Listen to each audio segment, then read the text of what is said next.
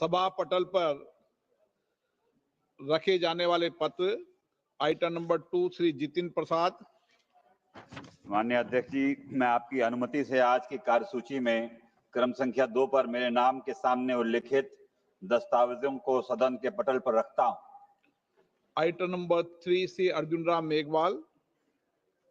Speaker, sir, with your kind permission, on behalf of my colleague, Shri Pankaj Chaudhary, I rise to lay on the table of the House the papers relating to the Ministry of Finance as mentioned against his name at serial number 3 in today's list of the business. Thank you, sir. Item number 4 Shri Nityanand Rai. अध्यक्ष महोदय, मैं आज की कार्यसूची की क्रमांक संख्या 4 पर मेरे नाम के सम्मुख उल्लेखित दस्तावेज सभा पटल पर रखता हूं। Item number 5 Shri George Kurian. Sir, with your kind permission, I rise to lay the papers listed against my name at serial number 5 in today's list of business. Item number 6 Shri Arjun Ram Meghwal. Sir, with your kind permission, on behalf of my colleague, Shri Pabitra Margetra, I rise to lay on the table of the House the papers relating to the Ministry of Textile as mentioned against his name at serial number 6 in today's list of the business. Thank you, sir. Item number 7 Shri Ganesh Singh. मैं आज की कार्यसूची में मेरे नाम के सामने यथा सूचीबद्ध अन्य पिछड़े वर्गों के कल्याण संबंधी समिति के 5वें, 6ठे और 7वें प्रतिवेदनों के हिंदी तथा अंग्रेजी संस्करण की एक प्रति प्रस्तुत करता हूं। Item number 8 Shri Shashi Tharoor ji. Thank you, Mr. Speaker. I wish to present the 6th report, Hindi and English versions of the Standing Committee on External Affairs, 18th Lok Sabha, on the subject Indian diaspora overseas, including NRIs, PIOs, OCIs, and migrant workers, all aspects of their conditions and welfare, including the status of the immigration bill, as listed against my name at serial number 8 in today's revised list of business. Item number 9 Shri Ramnath Thakur. अध्यक्ष महोदय, मैं आपकी अनुमति से आज की लोकसभा की कार्यसूची में क्रम संख्या 9 पर मेरे वरिष्ठ सहयोगी श्री शिवराज सिंह चौहान जी के नाम के समक्ष दर्शाया गया वक्तव्य सभा के पटल पर रखता हूं। Item number 10 Shri Ramnath Thakur.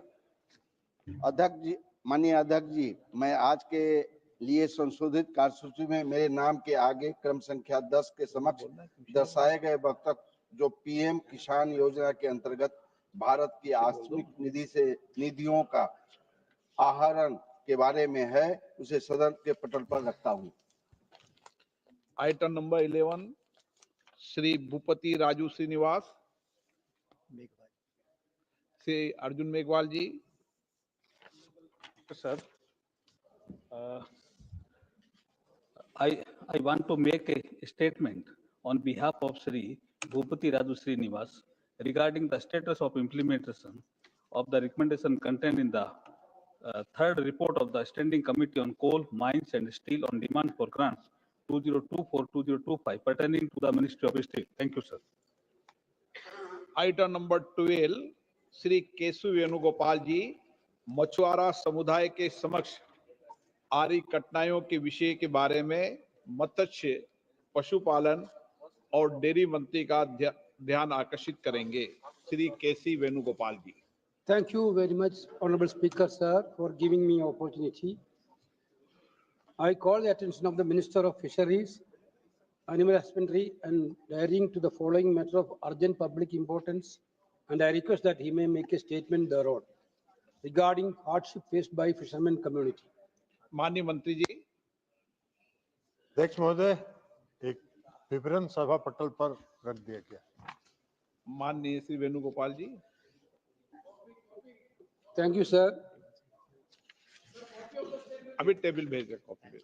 I raise today not just a representative of the people, but as a voice for a community that lives and dies by the sea.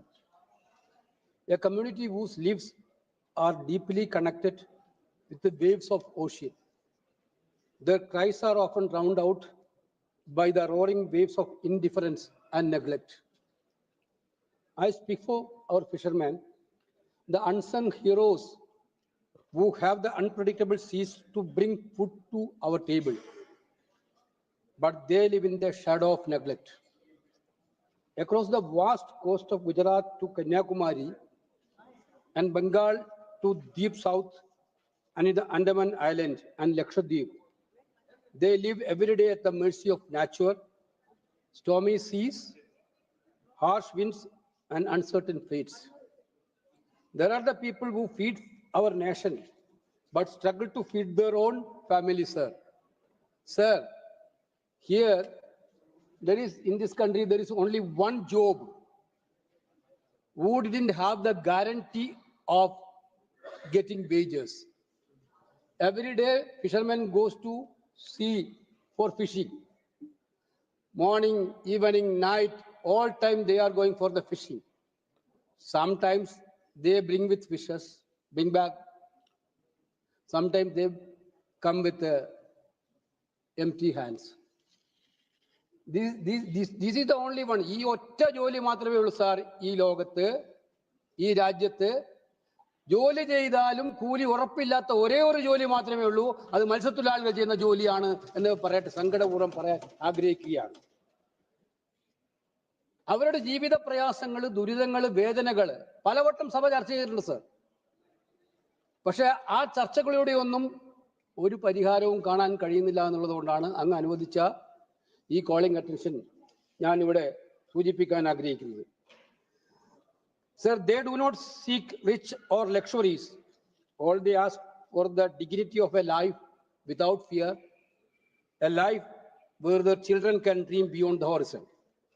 When I talk about the fisherman, my colleague from Kerala will remember in 2018, when the flood tore through its own country, it was the fishermen who came with their boats.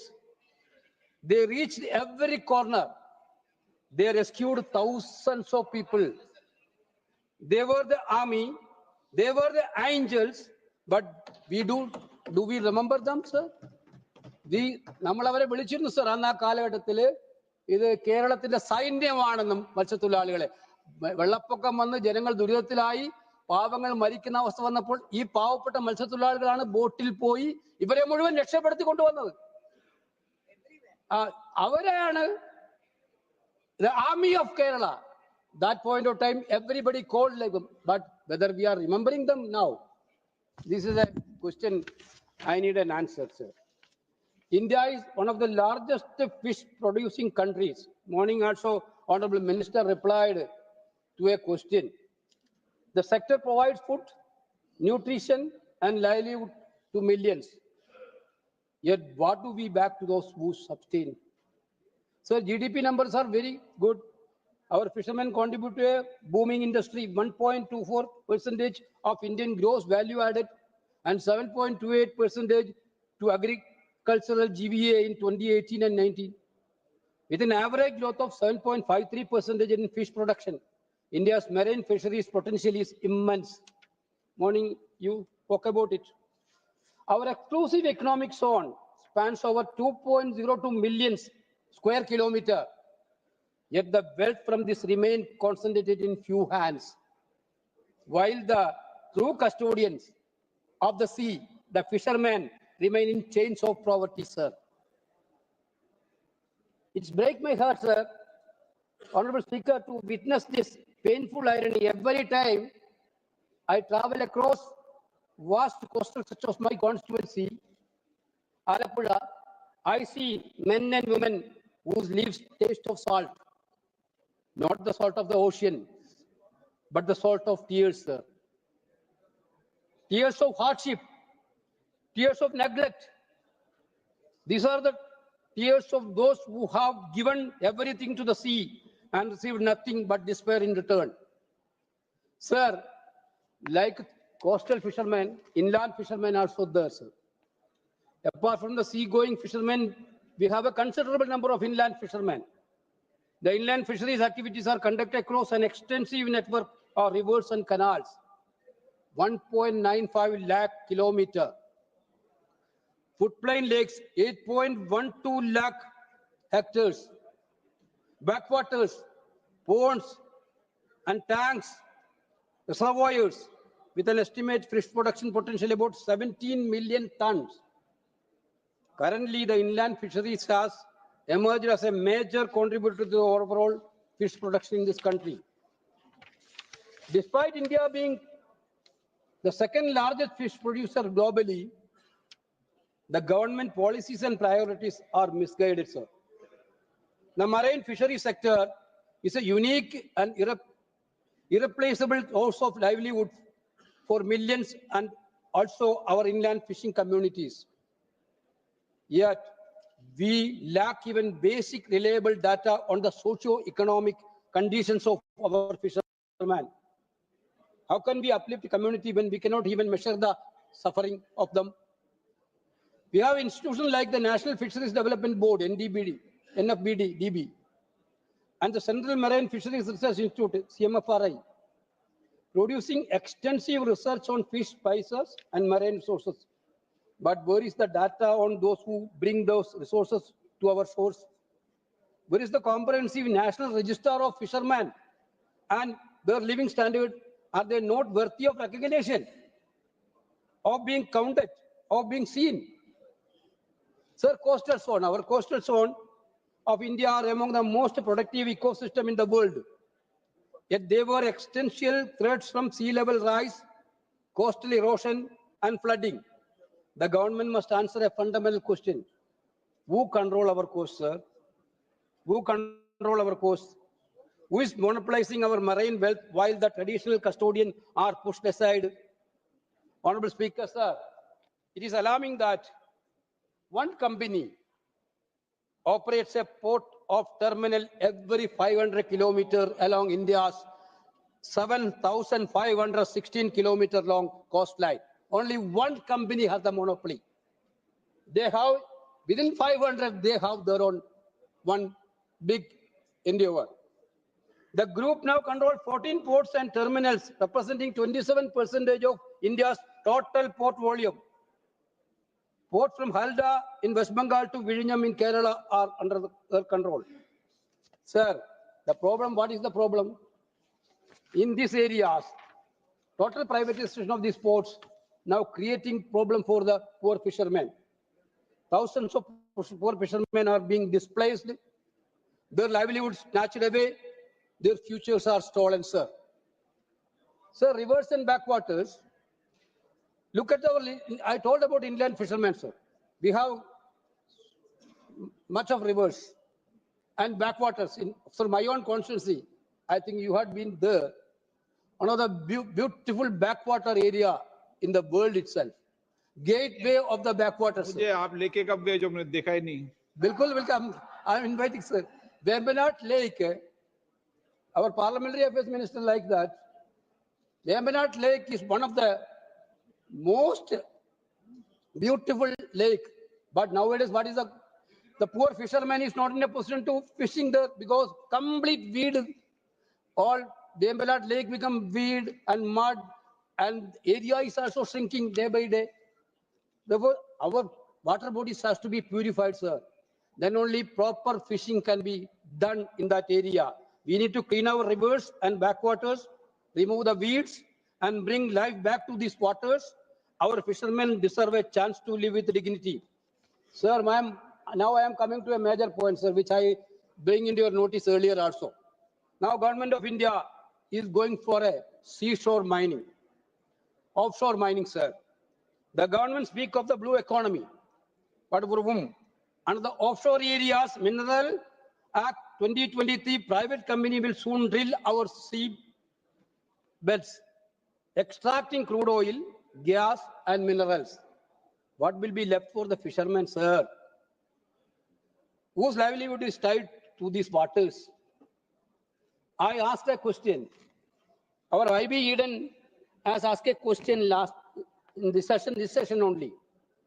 The reply given by the mining minister is that before notifying the above blocks in offshore areas, the central government had consulted several key ministries, including Ministry of Environment, Forest and Climate Change, and the Department of Fisheries under Ministry of Fisheries.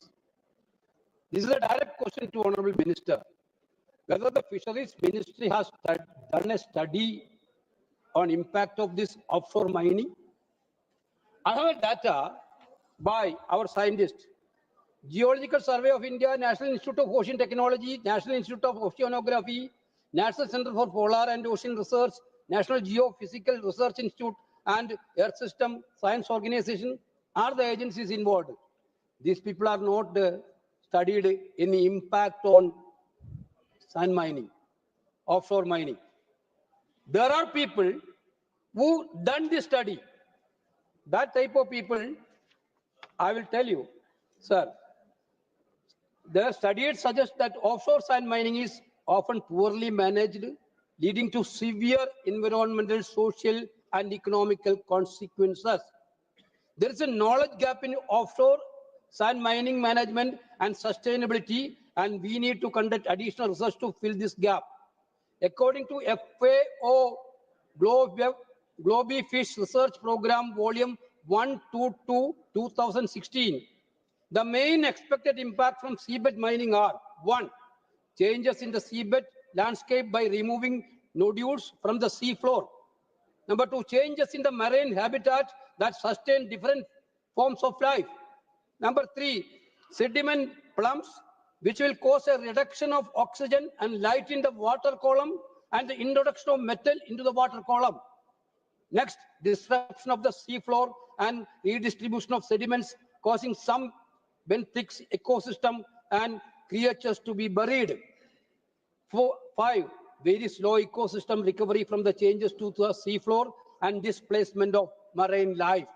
Sir, this much serious impact, our scientists are predicting about this much serious impact on offshore mining. Our Fisheries Ministry Department is already consented for this. But for whom this Fisheries Department is working? This is for mining people or the fishermen? My direct question to you, sir. Are you working for the mining companies or the poor fishermen of this country? Sir, this is this much impactful mining. How can you allow, sir, without a proper study? Fisheries, sir, my point is coming. So without a proper study, they are doing. Premachandran already raised this issue. This Kollam area, Alappuzha area, my constituency, now they are already done tenders. Now they are going to do mining. Entire fishermen is in agitation. Kerala Assembly unanimously passed the resolution and they wrote to you, Minister. No action. The government has to come. Yesterday, our Honorable LOP Rahul Gandhiji wrote to Prime Minister to withdraw the man from the mining. So somebody has to stop this mining. Government side has to come forward and to mining to give a rescue for the poor fishermen of this country. That's why my valid points, sir, I'm trying to tell that we cannot allow these things, sir. Because otherwise also fishermen are there. You are not even allowing a construction of houses for the fishermen, poor fishermen. When the fisherman is going to construct a house, you will tell CRS norms are there. You are not allowed to construct a small house. Now, large-scale mining, they can do in sea. No problem. No environmental impact study. Nothing is there. Now, what government is telling, after tender, if somebody took a tender company has to do environmental impact study. What is it? Like letting the folks guard the hen house. Honorable member, please address chair. Sir, okay, sir. Sorry, sir. Sir, this is basically what letting the folks guard the hen house. This is what happened. The company has to do environmental impact study. This is ridiculous. Basically, therefore, this reckless pursuit of profit is robbing our fishermen of their heritage, their dignity, and their means of survival. Our coastal communities, environmentalists, and marine scientists are united in protest. Majority of the political parties are in protest. Then why government of India is doing all these things? My submission to the Fisheries Minister, you are a senior most leader of the ruling party also, tell the Prime Minister and to at least stop this mining process there. Sir, I am already talked about the housing issue, CRZ norms. Some amendments has been done. That's also not sufficient. Poor fishermen is not having a position to construct the dwelling houses. Government has to come forward with a clear-cut, flexible idea on CRZ. The major point IB morning is the issue of sea erosion. Sir, you see this is shocking. 70% of the world beaches are vanishing in India. The ocean waves and currents are eating away our shores. In undeveloped places. Question है कई लोगों. 2 minutes. In undeveloped places, erosion comes and goes. But in developed areas, it is a disaster. A study of the National Center for Coastal Research shows Kerala is one of the worst states. More than 46% of Kerala coast has been eroded, sir, through this sea erosion. Actually, see, earlier same, sir, the coasts are not just land, sir. They are our borders. They are as important as our northern and western boundaries. The sea brings dangers, terrorism, sir, trafficking, sir, and drug smuggling happening through sea, sir, now. But erosion is threat too. So it is taking away land and destroying the lives of fishermen and coastal communities. These are the same people who risk their lives in flood to save others. Now we turn away the sea distortion home. Sir, one more point, sir. Kerosene, subsidized kerosene. Kerala alone has 1.95 lakh fishermen who go out to sea every day. The sea is their life. It gives a living to 8.04 lakh fisher folk. Those traditional fishermen are use small boats with outboard motors that run on kerosene. There are around 30,000 such boats in Kerala, but the kerosene they need is just there. Kerala fishermen need 51,000 kilometers of kerosene every year. But the central government keep cutting the quota. 2021, Kerala got only 11,640 kiloliters. In 2023, is only 7,160, sir. In 23-24, sir, 7,160, sir. In 23-24, sir, just 3,300 kiloliters. And this year is shocking, only 648 kiloliters. This is nothing other than cruelty, sir. Sir, therefore subsidized kerosene has to be increased. Last, because they are not getting sufficient kerosene, they have to depend upon loans. Now entire fisherman is in a debt trap, sir. They are in a debt trap. They are in a suicidal mood. Sir, ജീവിക്കാൻ കഴിയാത്ത സാഹചര്യം, മണ്ണെണ്ണ കിട്ടാനില്ല, കടലിൽ പോയ മീൻ കിട്ടാനില്ല, അവസാനം ജീവിതത്തിന് വേണ്ടി ബാങ്കുകളിൽ നിന്ന് കടം വാങ്ങിച്ചാൽ ആ കടം വാങ്ങിച്ച ബാങ്കുകൾ അവരുടെ ജീവിതത്തെ തന്നെ വേട്ടയാടിക്കൊണ്ടിരിക്കുന്ന അതിദയനീയമായ സാഹചര്യം ഇതുപോലെ ഒരു കമ്മ്യൂണിറ്റി നേരിടുന്ന ഫിഷർമെൻ കമ്മ്യൂണിറ്റിയാണ് സർ. അവരുടെ പ്രശ്നങ്ങൾ കേൾക്കാൻ ഇവിടെ ആരുമില്ല. ഓഫ്ഷോർ മൈനിങ് എന്ന് പറഞ്ഞാൽ അതിനുവേണ്ടി എല്ലാ അന്തരീക്ഷവും ഉണ്ടാക്കും. പാവപ്പെട്ട മത്സ്യത്തൊഴിലാളിയുടെ പ്രശ്നം കേൾക്കാൻ ആരുമില്ല. സർ, ആ പ്രശ്നം കേൾക്കാൻ ഈ സർക്കാർ ഉണ്ടാകണമെന്ന് ആവശ്യപ്പെടുന്നതിന് വേണ്ടിയാണ് ഈ കോളിംഗ് അറ്റൻഷൻ അവതരിപ്പിച്ചിരിക്കുന്നത്. Sir, I would request Honorable Minister, kindly look into these issues. In favor of you are given a statement. Our statement is covering up some issues what we are doing central government, but what you are doing specifically for fishermen house, their drinking water, their debt, nothing is covered. Please think about the poor fishermen of this country. Thank you very much, sir.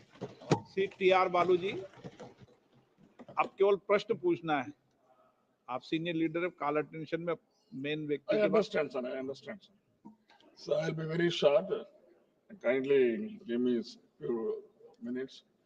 So actually, with the heavy heart, I should like to call the attention of the Honorable Minister for Fisheries about the sad plight of Indian fishermen, especially fishermen from Tamil Nadu, who are day in, day out,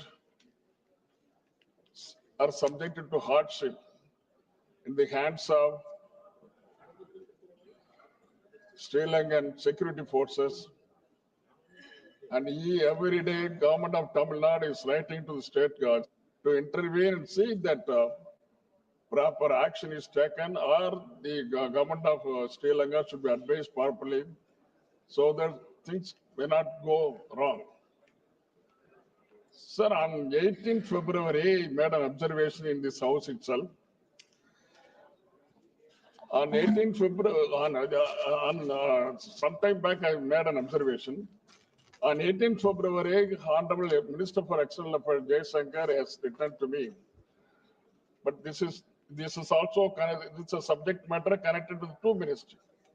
So he has said, I quote, Prime Minister during the state visit of President Anurag Kumar Dissanayaka on 15th to 17th December 2024, urged the President of Dissanayaka to treat the fishermen issue as a humanitarian one with the livelihood concerns, as well as to avoid use of force under all circumstances. Further raised the issue of frequent arrests, longer sentences, and penalties levied on Indian fishermen with the Sri Lankan president as well. In addition, we have requested President Dissanayaka for the early release and repatriation of detained Indian fishermen boats and convening of next round of fishermen levels. So the things is different in the ground reality is different. Yesterday I had a discussion with the president of the Fishermen Association of Rameswaram. He categorically said, sir, ministry is saying something, but here in the grounds, in the fishing grounds, things are different. Each and every day, fishermen, the security forces are coming and they are arresting, not only arresting the fishermen, but also arresting the boat. They are taking away everything to the destination. And finally, the fishermen are arrested. For your information, 20 fishermen is in jail for the past 6 months. What sin has they have done it, sir? Say more than 6 months, more than 6, not 1 or 2 months or few days, not 1 or 2 months or few days. More than 6 months they are in the languishing in the jail, and more than 70 fishermen are in and out of Rameswaram and Pudukkottai and elsewhere. They are in the various jail for inquiry. They are keeping them for inquiries. So my only request, I won't take much time, don't. Sir, actually, the fishermen of that area who are going for the daily wages, daily the bread, they are being harassed. A country who is having friendly connection with India, they are doing a very small country. They are just making lot of nuisance to our fishermen. This is not fair, sir. So my only request is, Honorable Prime Minister is likely to go to Sri Lanka shortly, it seems. I don't know the exact date and thing. But during the discussion with Dissanayaka, there should be a lasting peace agreement. There should be a discussion, and finally there should have a lasting peace agreement with all the stakeholders, especially with the fishermen of Sri Lanka, Tamil Nadu, India, and both representatives of both the government. They should take immediate action, otherwise things will go wrong, sir. Thank you, sir. Sri N.K. Premchandan. Thank you very much, Honorable Speaker, sir. This may be the first calling attention motion during this budget session. We are thankful to the Honorable Speaker for allowing such an important issue, and also thanks to Honorable learned friend Sri K.C. Venugopal for calling the attention of the Honorable Minister regarding the fisheries issue. Sir, I am not going to repeat the issues which have already been enlisted by my learned friend Sri K.C. Venugopal. Sir, the pathetic condition of the fishermen in the coastal area, there is no words to explain it. It is just like that of the tribal people in the mountain area. Sir, fishing is the only main source of income of the fishermen is the fishing. But due to the unsustainable fishing practices, deplete the fishing stocks, impacting the livelihoods of the fishermen and the health of the marine ecosystem. Rising sea temperatures, changing ocean currents, and increased storm activity can disrupt the fishing grounds and threaten fish populations. And pollution from industrial and agricultural sources can contaminate fish population and make them unsafe for consumption. Sir, after the tsunami and Oki disaster in the state of Kerala and throughout the country, the quantity of the abundant fish wealth has declined like anything. In such a situation, I would like to know from the Honorable Minister, I am seeking the clarification. Clarification number 1 is regarding, we have passed, the Parliament has passed the law Right to Forest Act. During the UPA time, we have passed a very revolutionary enactment has been made, that is Right to Forest Act. The tribal people are having the right to enjoy the benefits of the forest. And likewise, I would like to seek a clarification or like to seek a response from the Honorable Minister. whether the government of India will think of passing a legislation, the Right to Sea Act, so as to protect the interests of the fishermen in the country. Number one. So number two is yes, rightly explained regarding the offshore. Yes, sir. This is calling attention, sir. The second one is regarding the Offshore Mines and Minerals Development Area Development Act, which was passed in the year 2023. Sir, pardon? Sir, as has rightly pointed out, that is deep sand mining in the offshore. And Parappu area in my constituency and Alapura, 85 kilometers of length is there. Now the tender has been invited so as to have the sand mining. Definitely, there is no doubt that the marine ecosystem will be disrupted like anything, and that will be adversely affecting the coastal fishermen at large. So my submission is whether, considering the agitation now which is going on in the state of Kerala, and even yesterday the leader of the opposition has rightly pointed out that it will be adversely affecting the interests of the fishermen, coastal fishermen. Would the government will reconsider and recall the tender? Because without having the environmental impact assessment, without having the social impact assessment, let me conclude. Without having this is being done, so I would like to know from the Honorable Minister, would the government will recall the tender and have a discussion at large? Without having all these things, it cannot be allowed. These are the 2 points which I would. Thank you, sir. In fact, thank you very much for permitting this entire discussion.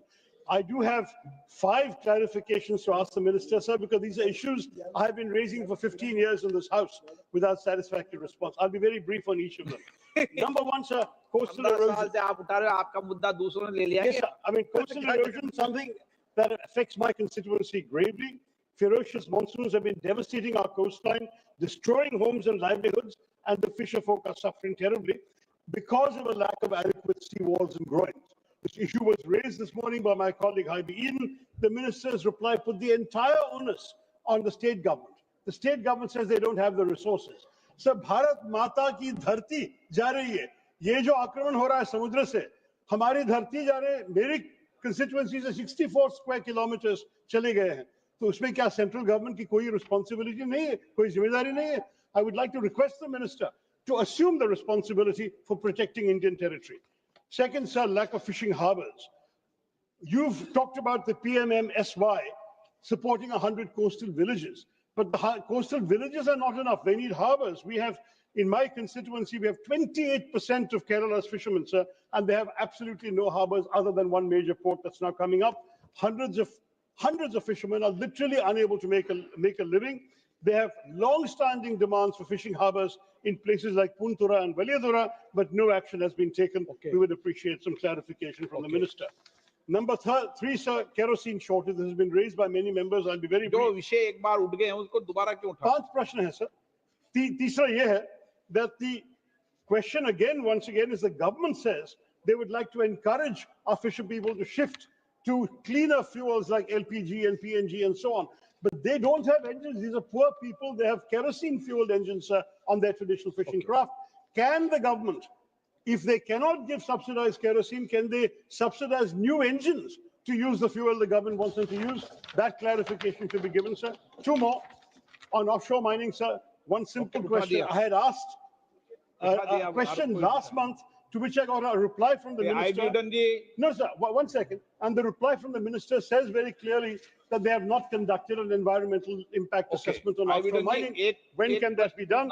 And finally, sir, I have also raised in this house the persistence of illegal fishing practices such as bull trawling and pair trawling in the waters of Kerala. We have asked the government in this house, sir, to actually engage the Coast Guard and the Navy to protect our fisher folk and their livelihood. Again, will the government in the clarification let us know what they're doing about this? These issues have been raised in the House earlier. Thank you for this great opportunity. I would like to congratulate the Honorable Senior Member Shri K.C. Venugopal ji for the calling attention, which I wholeheartedly support because this is a very important matter, sir. Sir, my specific question to the Honorable Minister through you is, we have state-of-the-art institutions in India like the CMFRI, Central Marine Fisheries Research Institute, SIFT, SIFNet, KUFOS, KUZAT, CSIR, and many other organizations related to scientific study of the ocean and the marine related activities. Sir, does any of these organizations have done a scientific study on the offshore mining, its environmental impact?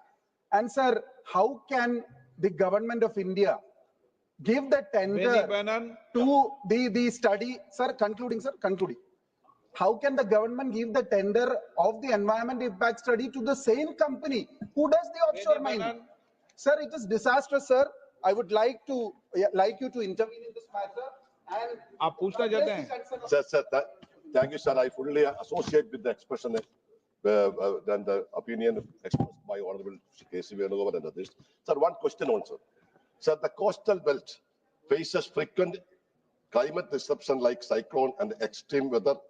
Does the government of India have any large-scale climate resilience? Has the central government conduct any studies in mitigate these impacts? And considering the success of the geotop offshore breakwater in some places in Kerala shore, does the central government envisage expanding this innovative mode of other coastal region with the provision of adequate funds? Sir, Shappi Paramveer, Ramshankar Rajbhar. हमारे संसदीय क्षेत्र में तुरहा ताल है और मैदानी क्षेत्रों में जितने ताल और नदियां हैं वहां की समस्या मानवर दूसरी है। नाव भी मछुआरों के नाम नहीं होती। बड़े बड़े ठेकेदार एक मछुआ को पकड़ते हैं और नाव का ठेका ले लेते हैं मछली मारने का पोखरों के, और मछुआरों के नाम से नाम और जाल नहीं होती, केवल वो मजदूरी पर रख लिए जाते हैं। मैं सरकार के ध्यान रखना चाहता हूं महोदय कि कम से कम मछुआरों को नाव से, जाल से और ठीके से इतना प्रतिबंधित किया जाए, दिया जाए इस तरह से कि वो स्वावलंबी हो। और दूसरा मानवर, यह नियम है कि मछुआरे नदियों के किनारे और पोखरों के किनारे, तालाबों के किनारे मछली मारते हैं, वही मंडई डाल के रहते हैं। यह व्यवस्था भी है मत्स्य पालन द्वारा कि उन मछुआरों का घर बनाया जाएगा, लेकिन यह अभी तक उन मछुआरों का कोई घर भी नहीं बना। यह मैं सरकार से कहना चाहता हूं। 1 मिनट बोल ले कनिमोजी जी, 1 Thank second. you, sir. Sir, I'd like to ask the minister and get a clarification. Many boats, over 200 boats have been taken away by the Sri Lankan army, the Navy, and it has been nationalized by the Sri Lankan government. Will the Fisheries Department or the government of India give some compensation to these fishermen who have lost their boats? Arvind Sawant.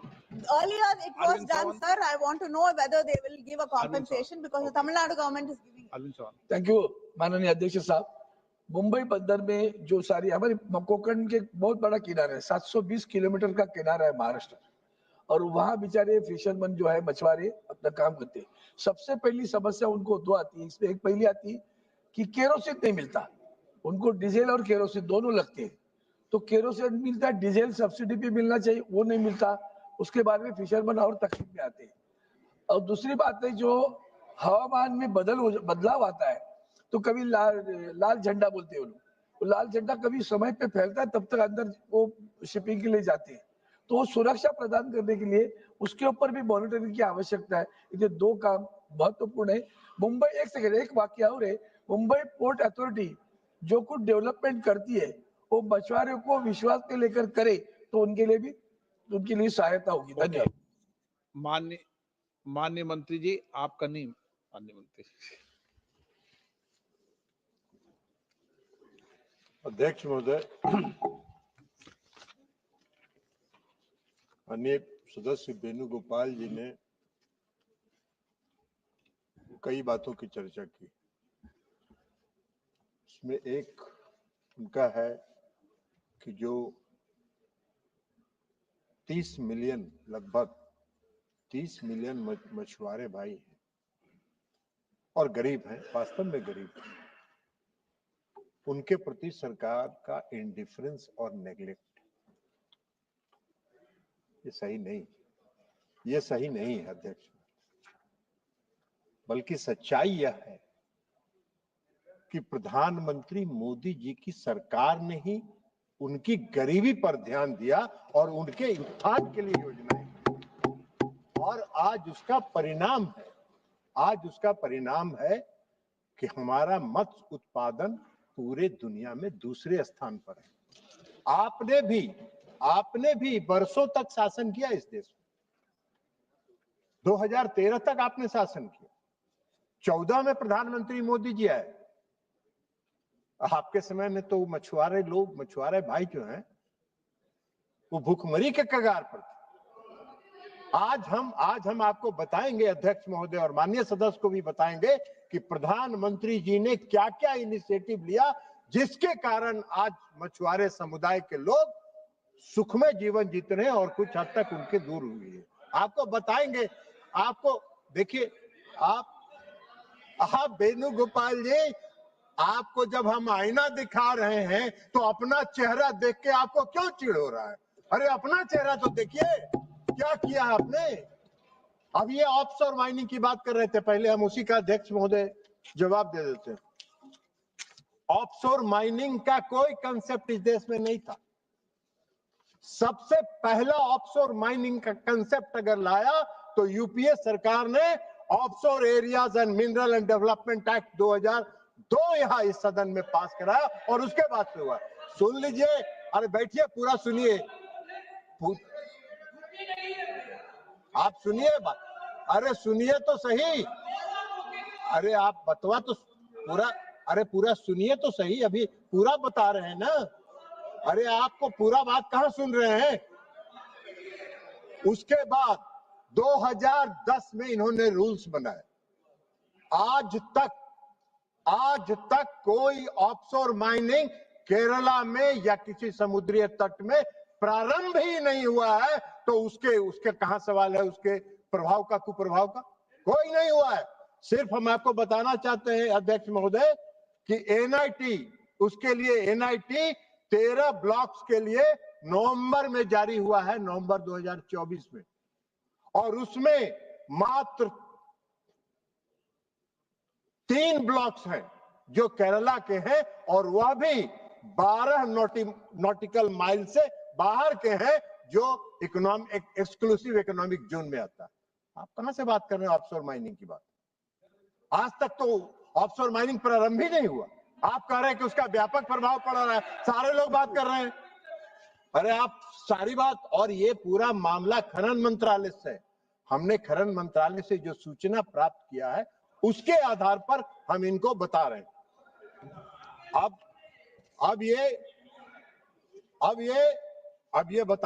हम इनको बताना चाहते हैं कि प्रधानमंत्री मोदी जी ने जो ये मछुआरे समाज के इंडिफरेंस और नेग्लेक्ट की बात कर रहे थे, हम इनको बताना चाहते हैं कि 2014 के बाद जब प्रधानमंत्री नरेंद्र मोदी जी ने सत्ता संभाली तो हर क्षेत्र के लोगों पर उन्होंने ध्यान दिया कि उनकी सोच रही है कि अगर हमको देश को आगे बढ़ाना है तो समाज के हर तबके को आगे बढ़ाना पड़ेगा, और इसलिए उन्होंने फिशरी सेक्टर को किया। 2019 में उन्होंने इस विभाग को अलग किया, 2019 में अलग इस विभाग को किया।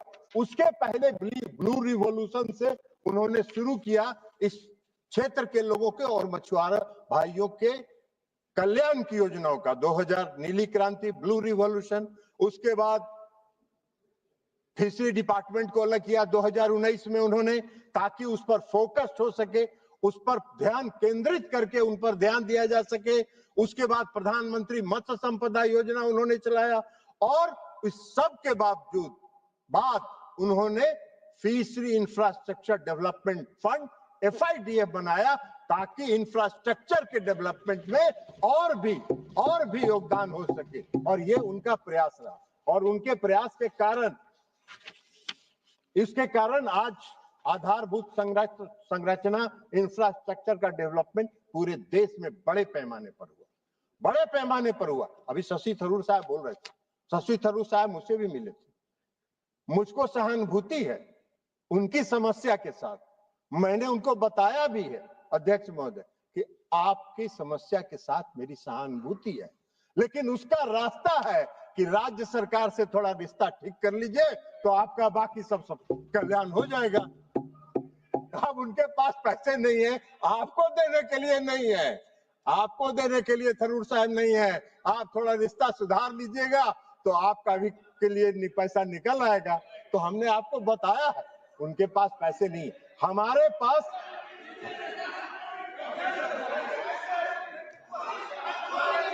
ये तो अपोजिशन में रिश्ता क्यों सुधारेंगे? अध्यक्ष महोदय, अध्यक्ष महोदय, आदरणीय प्रधानमंत्री जी नरेंद्र मोदी जी के इनिशिएटिव के कारण पूरे कोस्टल इलाके में फिशिंग हार्बर्स और लैंडिंग सेंटर्स का विस्तार हुआ। वैसल के लिए सुरक्षित लैंडिंग बर्थिंग बनाई गई। लोडिंग और अनलोडिंग की सुविधा के लिए सारे प्रयास किए गए और उसका परिणाम है FIDF के तहत। हमने बताया कि FIDF के तहत इंफ्रास्ट्रक्चर का और डेवलपमेंट हुआ। केरला की बात वो कर रहे हैं, हम केरला की भी बात बता देते हैं। 1358.10 करोड़ की रुपए की योजना केरला राज्य के लिए भी स्वीकृत हुई, इसलिए कि मोदी सरकार का यह मानना है कि कोई भी राज्य के साथ, किसी भी क्षेत्र के साथ कोई भेदभाव नहीं करना है, सबके लिए समान रूप से विचार करना है। सबका उत्थान होगा तब देश का उत्थान होगा, तब विकसित देश का निर्माण होगा। केरला में 12 फिशिंग हार्बर्स का विस्तार हुआ, मॉडर्नाइजेशन हुआ। 1,69,316 मछुआरा भाइयों को प्रतिबंध की अवधि में उनको सहायता प्रदान की गई। नाव दिया गया वहां के मछुआरा भाइयों को, जाल दिया गया जो गरीब लोग थे। कौशल विकास और क्षमता निर्माण, स्किल डेवलपमेंट के लिए कार्यक्रम चला के उनमें कौशल विकास और क्षमता निर्माण कराया गया। आर्टिफिशियल रिफ्स का निर्माण हुआ। मत्स्य सेवा केंद्र का वहां गठन हुआ। 6 मॉडर्न कोस्टल फिशिंग विलेजेज हैं, जहां पर जो वो चर्चा कर रहे थे पीने के पानी का, सारी सुविधा का, उन सारी सुविधाओं का इस्तेमाल वहां प्रावधान किया गया है। मॉडर्न कोस्टल फिशिंग विलेजेस में 6 क्लाइमेट रेसिलेंट विलेजेस का निर्माण भी केरल में स्वीकृत किया गया है, चयन उसका हुआ है और नेशनल फिशरी डेवलपमेंट बोर्ड को उसका नोडल एजेंसी बनाया गया, उसका निर्माण होगा। तो मछुआरा भाइयों के लिए सारी समस्याओं के समाधान के लिए मोदी जी की सरकार चिंतित है। उसके अलावा इन्होंने कहा, मोदी जी की सरकार ने मछुआरा भाइयों के लिए सोशल और इकोनॉमिकल तथा उनकी सुरक्षा पर भी ध्यान देने का काम मोदी सरकार ने किया। ग्रुप इंश्योरेंस की स्कीम किसने चलाई?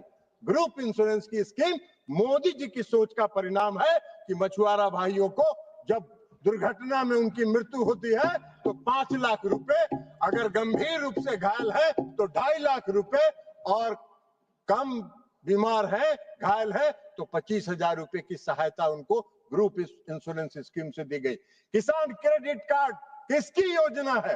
प्रधानमंत्री नरेंद्र मोदी जी की योजना है। किसके उत्थान के लिए है? उन मछुआरा भाइयों के उत्थान के लिए है। बीड कल्टीवेशन किसका सोच है? इस सरकार का सोच है। मैरीकल्चर उनके आर्थिक उन्नति के लिए, open sea cage culture, ornamental fisheries को बढ़ाया गया ताकि उनकी आमदनी बढ़े। पारंपरिक मछुआरे के लिए जो ट्रेडिशनल फिशरमैन है उनके लिए नाव और जाल की व्यवस्था की गई। डीप सी वेसल्स के निर्माण के लिए भी प्रावधान किया गया। फिशिंग वेसल्स का अपग्रेडेशन हुआ। ट्रांसपॉन्डर, जो आज की तारीख में ट्रांसपॉन्डर जिसकी चर्चा बालू साहब कर रहे थे और कई साथी कर रहे थे कि बॉर्डर पार कर जाते हैं हमारे फिशरमैन फिशिंग करते हुए, ट्रांसपॉन्डर को प्रधानमंत्री नरेंद्र मोदी जी ने लॉन्च किया पालघर से, महाराष्ट्र से। वह ट्रांसपॉन्डर एक ऐसा हथियार है जो मछुआरे भाइयों को अपनी सीमा के क्रॉस जैसे ही करेंगे देश की सीमा, उनको सिग्नल देगा कि आप देश की सीमा क्रॉस कर रहे हो। वो सैटेलाइट से जुड़ा हुआ है, वो किसी भी एंड्रॉइड फोन पर डाउनलोड किया जा सकता है और उसके माध्यम से उनको सूचना मिलेगी। ट्रांसपॉन्डर के माध्यम से उनको समुद्री तूफान की सूचना मिलेगी, ट्रांसपॉन्डर के माध्यम से उनको यह जानकारी भी मिलेगी कि कौन से इलाके में आपका कैच ज्यादा संख्या में उपलब्ध है, वहां फिशिंग करने का काम करिए। उनका डीजल बचेगा, उनका केरोसिन बचेगा, उनको मेहनत कम करना पड़ेगा, कैच उपलब्ध होगा, वो अपने परिवार के साथ जुड़े रहेंगे उस ट्रांसपॉन्डर के माध्यम से, वो अपने मालिक वेसल्स के मालिक के साथ जुड़े रहेंगे उस ट्रांसपॉन्डर के माध्यम से। 1 लाख मछुआरा भाइयों को मुफ्त ट्रांसपॉन्डर्स देने की सरकार का फैसला है और कई राज्यों में उसका काम शुरू हो गया है, दिया जा रहा है मछुआरा भाइयों को, तो ट्रांसपॉन्डर्स की सुविधा हो गई। 100 कोस्टल विलेजेस को 100% वित्त सब पोषण के साथ कोस्टल फिशरमैन रेसिलिएंट विलेज के रूप में चिन्हित किया गया है, उनका चयन हुआ है। उसके अलावा मछुआरा भाइयों की सुरक्षा के लिए सुरक्षा किट हेतु फंड निर्धारित किया गया है। प्रधानमंत्री मत्स्य संपदा योजना में जीपीएस की सुविधा दी जाती है, लाइफ जैकेट उनको दिया जाता है, डिस्ट्रेस अलर्ट ट्रांसमीटर उनको दिया जाता है, सर्च एंड रेस्क्यू बीकन उनको दिया जाता है। ये सारी सुविधाएं किसके लिए है? ये सारी सुविधाएं और ये सारा की व्यवस्था उन मछुआरा भाइयों के लिए की गई है। तो मछुआरा भाइयों की चिंता मोदी सरकार ने किया है, आपकी सरकार ने इतने दिन तक नहीं किया। और मोदी जी के, प्रधानमंत्री नरेंद्र मोदी जी के इसी प्रयास का परिणाम है, आज दिख रहा है वो प्रयास। 2013-14 में आप फिश प्रोडक्शन की बात कर रहे थे, आप कह रहे थे वेणुगोपाल साहब कि मछुआरा भाई सुबह जाते हैं, शाम को बिना मछली के आ जाते हैं, उनकी रोजी रोटी का क्या होगा, वो भूखे मरेंगे। 2013-14 तक आपकी जब सरकार थी 95.7 लाख टन फिश प्रोडक्शन होता था और मोदी जी की सरकार के 10 साल के शासनकाल में 184.02 लाख टन फिश का प्रोडक्शन हो रहा है। कौन कर रहा है ये प्रोडक्शन? वही मछुआरा भाई कर रहे हैं, जो आज समुद्र से मछली मार के लाते हैं, देश की अर्थव्यवस्था में भी योगदान करते हैं और अपनी रोजी रोटी के लिए भी काम करते हैं। एक्सपोर्ट बढ़ा हमारा 2013-14 में, आपके शासनकाल में 30,212 करोड़ रुपए का एक्सपोर्ट होता था। आज 23-24 में दोगुना 60,523 करोड़ रुपए का एक्सपोर्ट होने का काम हुआ। 10 वर्ष में हमने दोगुना करने का काम किया है। तो इसलिए कोस्टल इलाके में इस प्रति झींगा के उत्पादन में आपके शासनकाल में 3.22 लाख टन होता था। मोदी जी के शासनकाल में 23-24 में 11.84 लाख टन झींगा का उत्पादन हुआ है। ये आप कह रहे हैं कि फिशरी सेक्टर में कोई प्रयास नहीं हुआ, फिशरमैन पर ध्यान नहीं दिया गया, फिशरमैन नेग्लेक्टेड है, फिशरमैन इंडिफरेंस है। ये क्या तरीका है? ये नहीं है। जीबीए में, आपका जीबीओ में भी बता दें, जीबीए में 9.08% का रेगुलर ग्रोथ है हमारे जीबीए में फिशरी सेक्टर का। जीबीए में 2014-15 में 0.844% था फिशरी का कंट्रीब्यूशन जीबीए में, आज बढ़कर वो 1.12% हो गया है 22-23 में। ये है उपलब्धि। आप कह रहे हैं कृषि के टोटल ओवरऑल एग्रीकल्चर के जीबीए में, तो जीबीए में 14-15 में 5.12% था, आज बढ़कर 7.2% हो गया है, जो 41.79% का ग्रोथ है। आपको क्या समझ में आएगा? इसलिए आपको कोई समझ में नहीं आएगा, आपको कोई बात समझ में आती नहीं है। तो इसलिए अध्यक्ष महोदय, हम आपको ये बताना चाहते हैं, इन्होंने कहा, बालू साहब ने और कई सदस्यों ने श्रीलंका के साथ बात करने की बात बताई। श्रीलंका में जो नाव जब्त होते हैं, जब हमारे मछुआरे भाई श्रीलंका का बॉर्डर में चले जाते हैं, तब की बात है। हम आपको एक बात बताना चाहते हैं कि 6 ज्वाइंट वर्किंग ग्रुप बना हुआ है। ऑनरेबल प्रधानमंत्री ने भी कई बार इस मामले को उठाया है कई बार इस मामले को उठाया है, विदेश मंत्रालय इस मामले को लगातार उठा रहा है और ज्वाइंट वर्किंग ग्रुप बना हुआ है, उसकी 6 बैठकें हो चुकी है। तो इसलिए मोदी सरकार में मत्स्य पालन के क्षेत्र में लगातार वृद्धि हो रही है, मछुआरे भाई का उत्थान हो रहा है, उनके उत्थान के लिए सरकार काम कर रही है। और इन्हीं शब्दों के साथ मैं अपनी बात समाप्त कर रहा हूँ। अध्यक्ष महोदय, बहुत बहुत धन्यवाद। माननीय सदस्यगण, जिन्हें आज नियम 377 के अधीन मामले उठाने की अनुमति प्रदान की है, वे व्यक्तिगत रूप से अनुबंधित पाठ सभा पटल पर प्रस्तुत कर सकते हैं। आइटम नंबर 12, तटीय पोत परिवहन विधेयक 2024। माननीय मंत्री जी। Sir, I rise to move that the Coastal Shipping Bill 2024 to consolidate and amend the law relating to regulation of coastal shipping, promote coasting trade and encourage domestic participation therein, to ensure that India is equipped with a coastal fleet owned and operated by the citizen of India for its national security and commercial needs, and for matters connected therewith or incidental thereto be taken into consideration. Sir, Coastal Shipping Bill, a significant reforms initiative that seek to unlock the full potential of India's vast and strategic coastline, which stretches over 11,098 kilometers across 9 coastal states and 4 union territories. At a time when our logistics sector is looking for low-cost, reliable and sustainable alternative to overburdened road and rail network, this bill offers the maritime sector a much-needed push with a dedicated legal framework for coastal trade. The provision of the Coastal Shipping Bill 2024 are also in line with the broad vision of the National Logistic Policy as dedicated development of the coastal shipping sector, which is one of the most cost-efficient sources of transport, can play a significant role in lowering the overall cost of logistics for the country. Additionally, coastal shipping is also a sustainable mode of transport, as the emission level of coastal transport are much less compared to rail and road transport. Therefore, increase in the share of coastal transport in the model mix of the country will lead to reduction in pollution caused by the logistics sector in the country.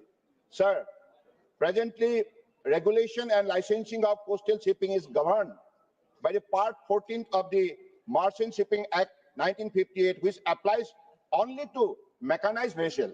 However, it does not provide a holistic or forward-looking framework suited to today's commercial realities in line with globally prevalent cabotage practices. Part 14 of the Merchant Shipping Act 1958 is overshadowed by its primary focus only on providing licensing of Indian and foreign vessels for costing trade in India. The result is regulatory gaps and procedural limitation that do not focus on development of coastal shipping sector in the country. As the current provision under Part 14 of the Merchant Shipping Act 1958 have not led to desirable growth in the coastal shipping sector. Hence, a need was felt to give due weight to statutory provision related to the coastal shipping sector for dedicated focus on the growth.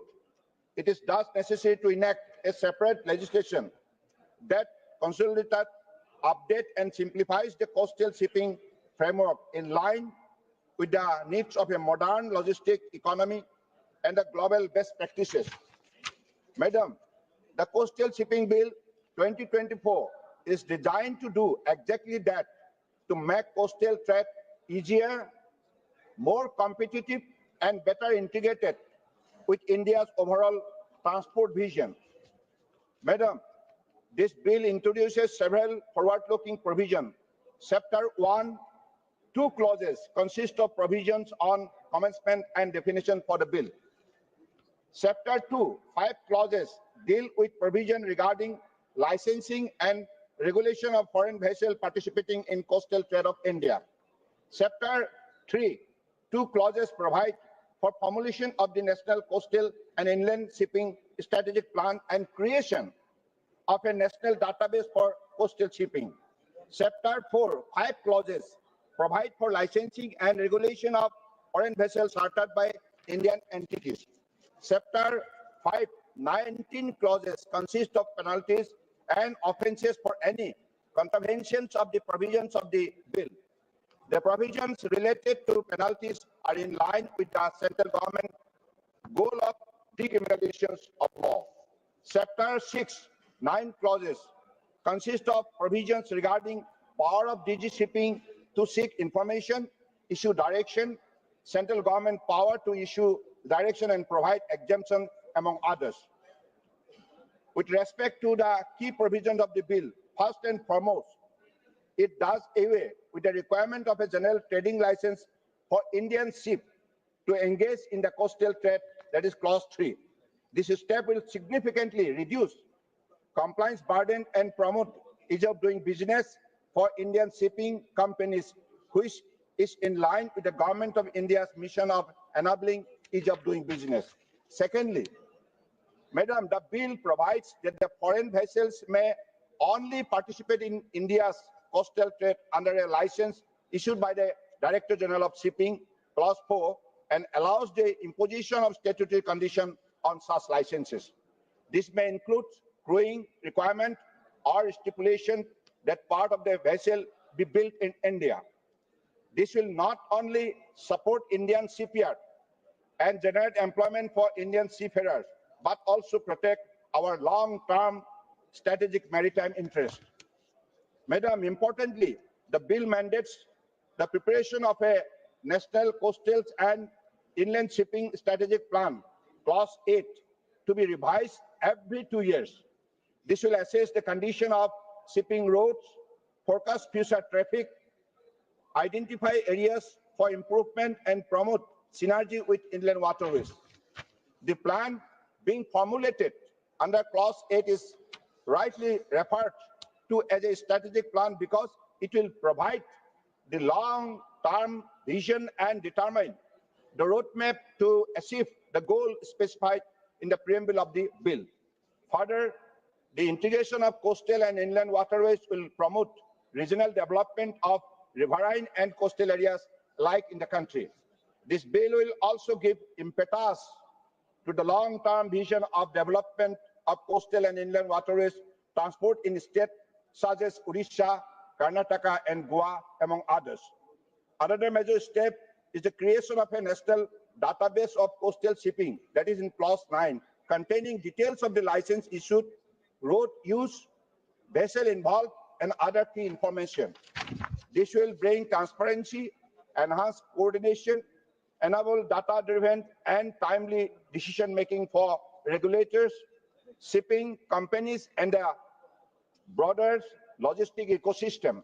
Additionally, the bill also provides for licensing of foreign vessels chartered by citizens of India, NRI, OCI, LLPs, as well as any other Indian entity as may be specified by the central government. That is clause 11. This provision expands the category of charterers who can charter a foreign vessel in India. Respected Madam, a concern often raised about central legislation is whether they undermine the rule of state. I want to assure this House that the Coastal Shipping Bill 2024 is firmly grounded in the spirit of cooperative federalism. Far from centralizing powers, the bill provides for active representation of state and union territories in key institutional mechanisms. Under clause 8.3, a committee to be constituted to prepare the national coastal and inland shipping strategic plan. This committee will include representatives from every major ports, all state maritime boards, and other experts. This ensures that the state will not only be consulted, but will actively shape the strategy, route, regulatory approaches for coastal shipping. Such an approach will help align national policy with local priorities and unlock region-specific opportunities. Furthermore, the integration of coastal shipping routes with inland waterways, which often traverse multiple states, call for collective planning and coordinated execution. By recognizing the role of state in this regard, this bill ensures that the growth of coastal shipping is inclusive, participative, and aligned with the vision of Sabka Saath, Sabka Vikas. Respected Madam, the proposed law built on the strong foundation laid by this government over the last decades, including prioritized berthing for coastal vessels, grain clearance channel, GST reduction on bunker fuel, and the right of first refusal scheme for Indian-built vessels. The result is visible. This is a very significant because of the adopting this kind of initiative. The result is visible. Coastal cargo traffic has grown by 119% over the last 10 years, rising from 74 million metric ton in 2014-15 and to over 162 million metric ton in 23-24. We now aim to grow this further to 230 million metric ton by 2030. To support this aspiration, we need legal clarity, regulatory stability, and investment-friendly rules, and that is exactly that this bill delivers. Internationally too, countries as the United States, Australia, and the European Union have adopted dedicated laws for coastal trade. This provision in this bill reflects the best of those practices adopted to suit Indian conditions. Madam, this bill is the outcome of consultation with stakeholders across the maritime sector. In addition to interministerial consultation, input were also received from several private stakeholders. In conclusion, this legislation is timely, necessary, and forward-looking. It will reduce logistic costs. What is the merit of the particular this initiative, this particular bill? It will reduce logistic costs, promote green transport, support Make in India, and create thousands of jobs in shipbuilding, port services, and manning of vessels. The overarching goal of the bill to develop a coastal fleet owned and operated by Indian entities will lead to reduce dependence on foreign vessels for critical areas relevant for our country's coastal shipping. Since coastal shipping is highly significant for movement of critical cargo, including food grains and fertilizer, greater number of Indian ships handling coastal cargo provides supply chain security and prevent escapement of revenue forex to foreign owners and enables a burgeoning local economy in terms of job, shipbuilding, and the likes. These goals are in line with the broad mission of self-reliance as envisaged in creating Atmanirbhar Bharat. Further, increasing the number of Indian fleet in coastal shipping and statutory regulation of foreign vessels operating in our coastal water is critical for ensuring our national and maritime security too. Hence, this bill has well accounted for the same. It aligns local aspiration with national goals and provides a framework for the next 25 years of coastal economic growth under the Maritime Amritkal Vision 2047. I urge honorable members to support this bill and help lay a strong, modern foundation for India's maritime future. Thank you. माननीय सदस्य Shri Manickam Tagore ji. Thank you, Madam Speaker. Respected colleagues and friends of the House, I rise today from Virudhunagar, a town far from the sea's call. Yet I speak the heartbeat of India's fishermen pulsing through me. From the India's Tamil Nadu's Park Bay to Gujarat Kutch, from Kerala's shores to Odisha's Delta, their voices unite us. As a member of Indian National Congress, a party born out of freedom's fire.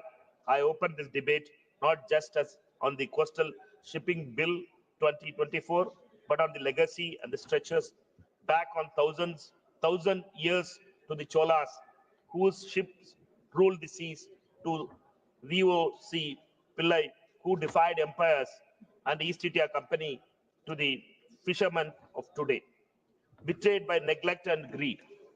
This bill promises a maritime revival, Indian vessels in our waters, trade unleashed, ports reborn. From Madurai's blustering markets, I see its spark, goods flowing to Chennai's docks, prosperity weaving inland to shore. But, Honorable Ma'am, where is the fisherman in the tale? The man whose boat braves the dawn, whose net feeds our homes. Our history whispers their warmth. A millennium ago, the Cholas, masters of Tamil Nadu, built a naval empire that sailed through Tamil Nadu to Southeast Asia.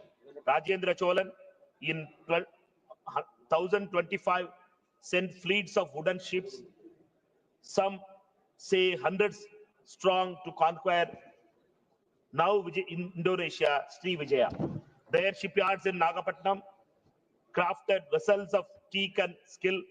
Their miners mapped the Bay of Bengal. Their trade spanned China to Arabia. The Cholas did not just fish, they commanded the seas as a legacy enriched to our blood. Coming centuries later, VOC Chidambaram Pillai, VOC, the Kapalotiya Tamilan, revived that spirit. Born in 1872, he launched the Swadeshi Steam Navigation Company in 1906, India's first indigenous shipping line, with ships like SS Galia and SS Lava flying Tuticorin to Colombo. Against the British might, he raised funds from every corner, moving, "I'll return the ships or perish in the sea." They jailed him, broke him on the oil press, but his dreams endured. Today, this bill would echo the Cholas and VOCs, lifting our fishermen, honor our maritime soul. Instead, it drifts past them, mute on their safety, their stake, and their future. Let me widen this canvas, ma'am. For the fishermen's fight is India's fight. In Tamil Nadu, 843 fishermen have fallen to the Sri Lankan guns and jails in the past years. Boats seized, families shattered. In Gujarat, Pakistan looms. In Odisha, cyclones range. In Andhra, pollution poisons. Over 1 million fishermen, 70,000 households in Tamil Nadu alone, scrapped by less than 24,000 rupees a year. And now, in a new tide rises, the Prime Minister's favorite ports company in Villingam, where Kerala fishermen blockade Adani's 7,525 crore project. 600 displaced, beaches lost, fishes vanish as drawings and dredges choke the coast. In Diggi, Maharashtra and Gangavaram, Andhra Pradesh, the same company's expansions turn fishers into strikers and laborers. Their seas sold. This bill's vast powers to the Director General to this government would favor such giants over our fishers.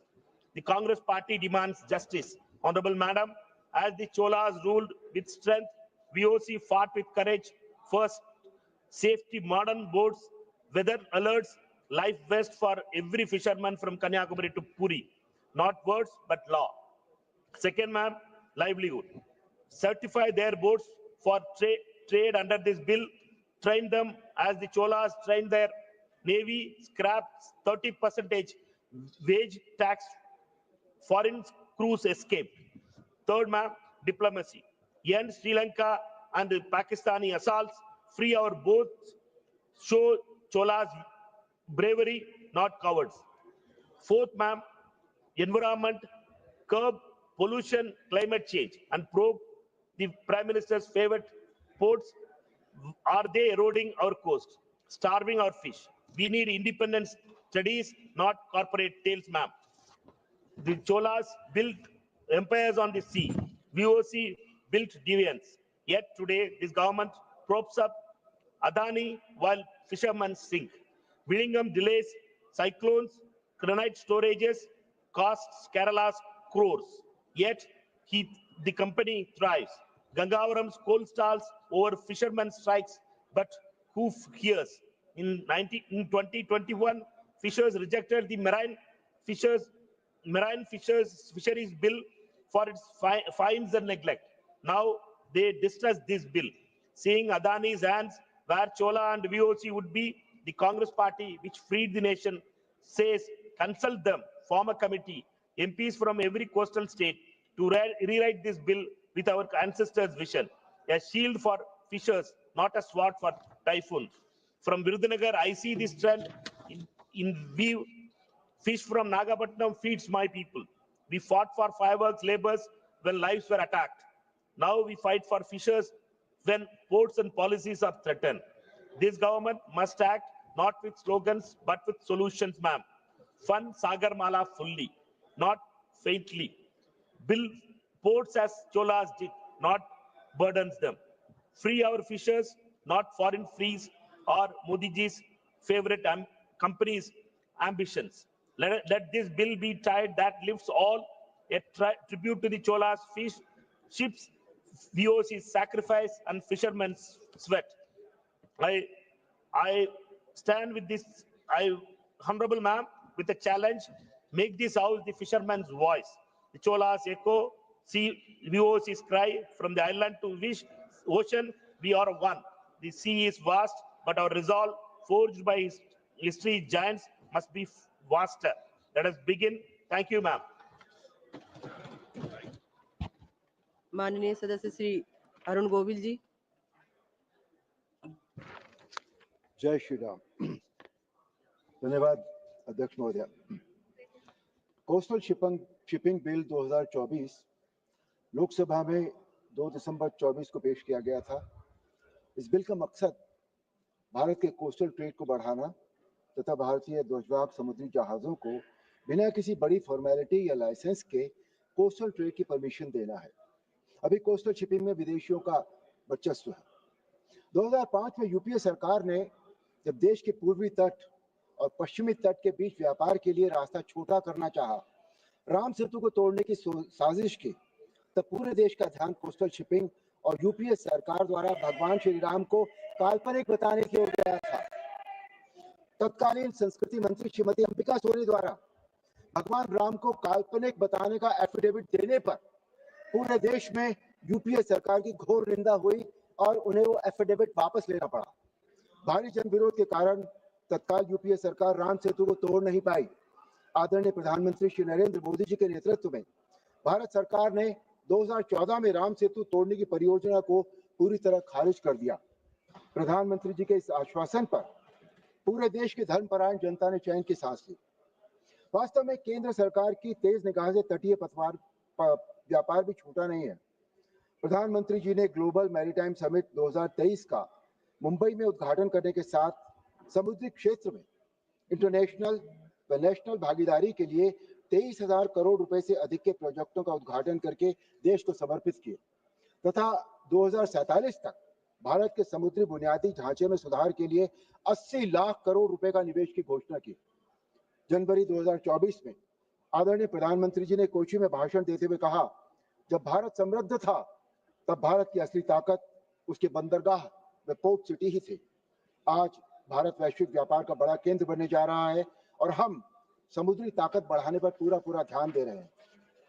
इस bill से भारत की सुरक्षा और व्यापारिक आवश्यकताओं को देखते हुए भारतीय नागरिकों के मालिकाना अधिकार वाले शिप कोस्टल शिपिंग में हेल्प करेंगे। भारत सरकार के पोर्ट, शिपिंग और वाटरवेज मिनिस्टर श्री सर्बानंद सोनोवाल जी ने कोस्टल शिपिंग के लिए इस युगांतरकारी बिल को लोकसभा में पेश किया है। इस बिल में भारत की जल सीमा में इंडियन ओनरशिप के जहाजों को छोड़कर बिना लाइसेंस शिपिंग करने वाले दूसरे शिप्स को रोकने का प्रावधान है और भारतीय जहाजों को कुछ नियमों के साथ व्यापार की अनुमति इस बिल के जरिए दी जा रही है। शिपिंग के डायरेक्टर जनरल किसी भी शिप को भारतीय समुद्री सीमा में काम करने की अनुमति तभी देंगे जब वो उस शिप पर काम करने वाले लोगों की नागरिकता सुनिश्चित कर लेंगे या फिर यह कि वो जहाज भारत में बना हुआ होना चाहिए।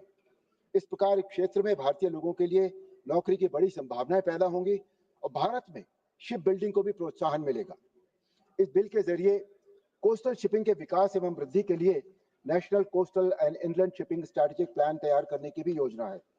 इस बिल को इसलिए भी न्यायसंगत कहा जा सकता है कि बिल के अनुसार किसी भी लाइसेंस को सस्पेंड, कैंसिल अथवा संशोधित नहीं किया जाएगा जब तक दूसरी पार्टी को अपना पक्ष रखने का पूरा अवसर न दिया जाए। भारत में कोस्टल शिपिंग की अपार संभावनाएं हैं, क्योंकि भारत की जो कोस्टल लाइन है वो लगभग 7,500 किलोमीटर की है और ये कोस्ट लाइन दुनिया के प्रमुख अंतर्राष्ट्रीय समुद्री जलमार्गों के नजदीक है।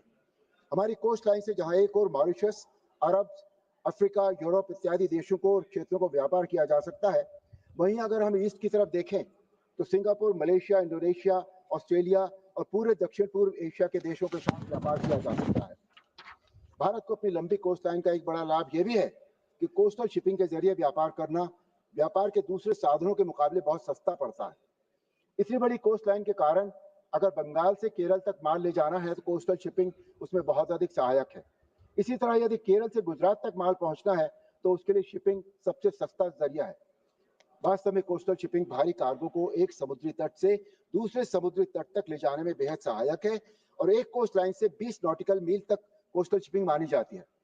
कोस्टल शिपिंग देश के प्रमुख बंदरगाहों के बीच जहां व्यापार में सहायक है, वहीं कोस्टल शिपिंग के जरिए कंटेनर, बड़े साइज का cargo, truck, semi trailer, car, अनाज, फर्टिलाइजर, स्टील, कोयला, नमक, पत्थर, स्क्रैप, मिनरल्स सभी को कम दाम में परिवहन करता है। कोस्टल शिपिंग का एक और बहुत बड़ा लाभ यह है कि जहां सड़क परिवहन से प्रदूषण फैलता है, वहीं कोस्टल शिपिंग एनवायरनमेंट फ्रेंडली है। इस बिल के पास होने से परिस्थितियां भारतीय शिपिंग कंपनियों के पक्ष में बदलेंगी, रेड टेपिज्म कम होगा, स्थानीय व विदेशी व्यापार में भारतीय शिपिंग कंपनियों की भागीदारी बढ़ेगी और सबसे महत्वपूर्ण बात यह है कि भारतीय ध्वजवाहक शिपिंग कंपनियों को कोस्टल शिपिंग में लाइसेंस की जरूरत नहीं रहेगी। इस बिल का उद्देश्य घरेलू शिपिंग कंपनियों की नौ परिवहन में भागीदारी व रोजगार बढ़ाना है। ये एक राष्ट्र हित का उद्देश्य है, अतः मैं इस बिल का पूर्ण रूप से समर्थन करता हूं। जय श्री राम। माननीय सदस्य श्री नरेश चंद्र उत्तम पटेल जी।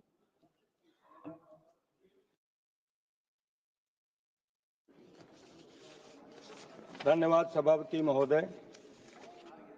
मैं इस तटीय पोत परिवहन विधेयक 2024 पर अपने विचार प्रस्तुत करने के लिए प्रस्तुत हूँ।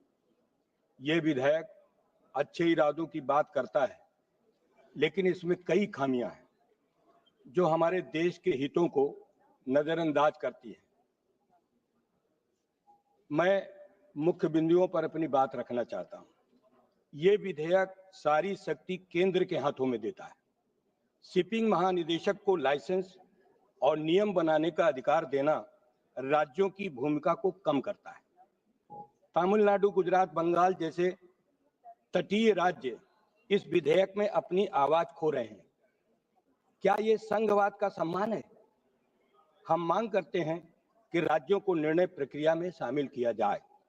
सरकार कहती है कि ये विधेयक रोजगार बढ़ाएगा, लेकिन ये बड़े कारपोरेट्स को फायदा पहुंचाने वाला है, ना कि मछुआरों या छोटे जहाज मालिकों।